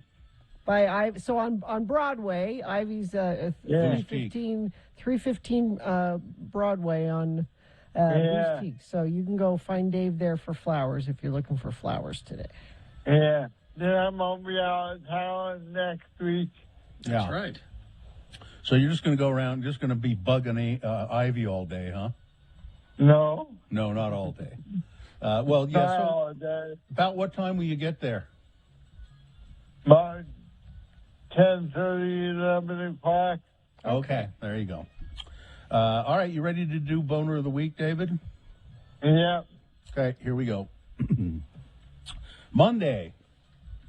We're really, really sorry. The band Brass Against apologizing for their lead singer bringing a willing fan up on stage. Yes, she did. And then she pulled down her pants and urinated in his mouth. Well, why did we have to revisit this one? That's Because it was the winner for Monday, okay, Gina. all right. That's even grosser than Ranch Nog right there. Boner candidate number 2 from Tuesday. I'm going to detox my shot. These are people who are anti-vaxxers, but they think, well, if I have to get the vaccination, I can detox myself by taking a bath in, I don't know. Borax. Yeah, borax, or liquid bull crap. Boner candidate number 3 from Wednesday. The people who support vaccination are equivalent to Nazis. Apparently, that's what some protesters in Brooklyn thought. They showed up protesting an assemblyman with swastikas and Star of David because he's promoting vaccination. Boner candidate number 4 from yesterday. The clown of Congress wants an intern. Matt Gaetz saying, you know, if Kyle Rittenhouse is found not guilty, I think I'll hire him as an intern here in Congress. We need people like that. Listen, Matt, you've already got plenty of people like that in Congress. And then Boner candidate number 5 from today. Don't blame the judge. God told him to go easy on the rapist, Dave. Which one's the worst? Number 1. Oh, so we have to visit it one more time, Gina. No, we don't. Just say number 1 and move on. And it's not Well, it actually was- number 1 is what it is. So It went that- number 1 right in the guy's mouth. Yeah, is all what right. it was. Oh, jeez. That's your Boner of the Week. All right, Dave. Thank you very much. Have a good time on your trip, Dave. I will. See you in a Happy week or so. Thanksgiving, Dave. Okay. Yeah. Thank you. Bye. Well, let's see. We got all business taken care of? I Well, think? I'll just remind folks about tomorrow at the Gateway. Yes.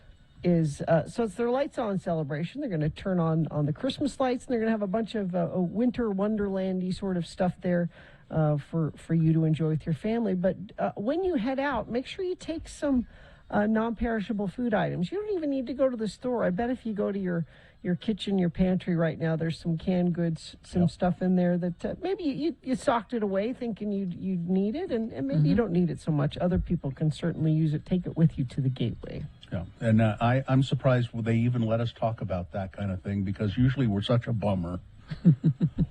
Well, people that are hungry, that's a bummer, so it kind of fits. That is a bummer. And the Utah Food Bank, how many food pantries did Jeanette say they try to fill around the state? It's a lot. I can't remember. It's a lot of people. Yeah. I mean, it's not just Salt Lake, so that's why it's important to help the food bank every chance you get. All right, so I think we're good, though, right? Okay. Fine job as always, Katie. Live long and prosper, bitches. Don't you know who I am? You know, as Bill's gotten older, he's gotten better at sex jokes. Corey is next.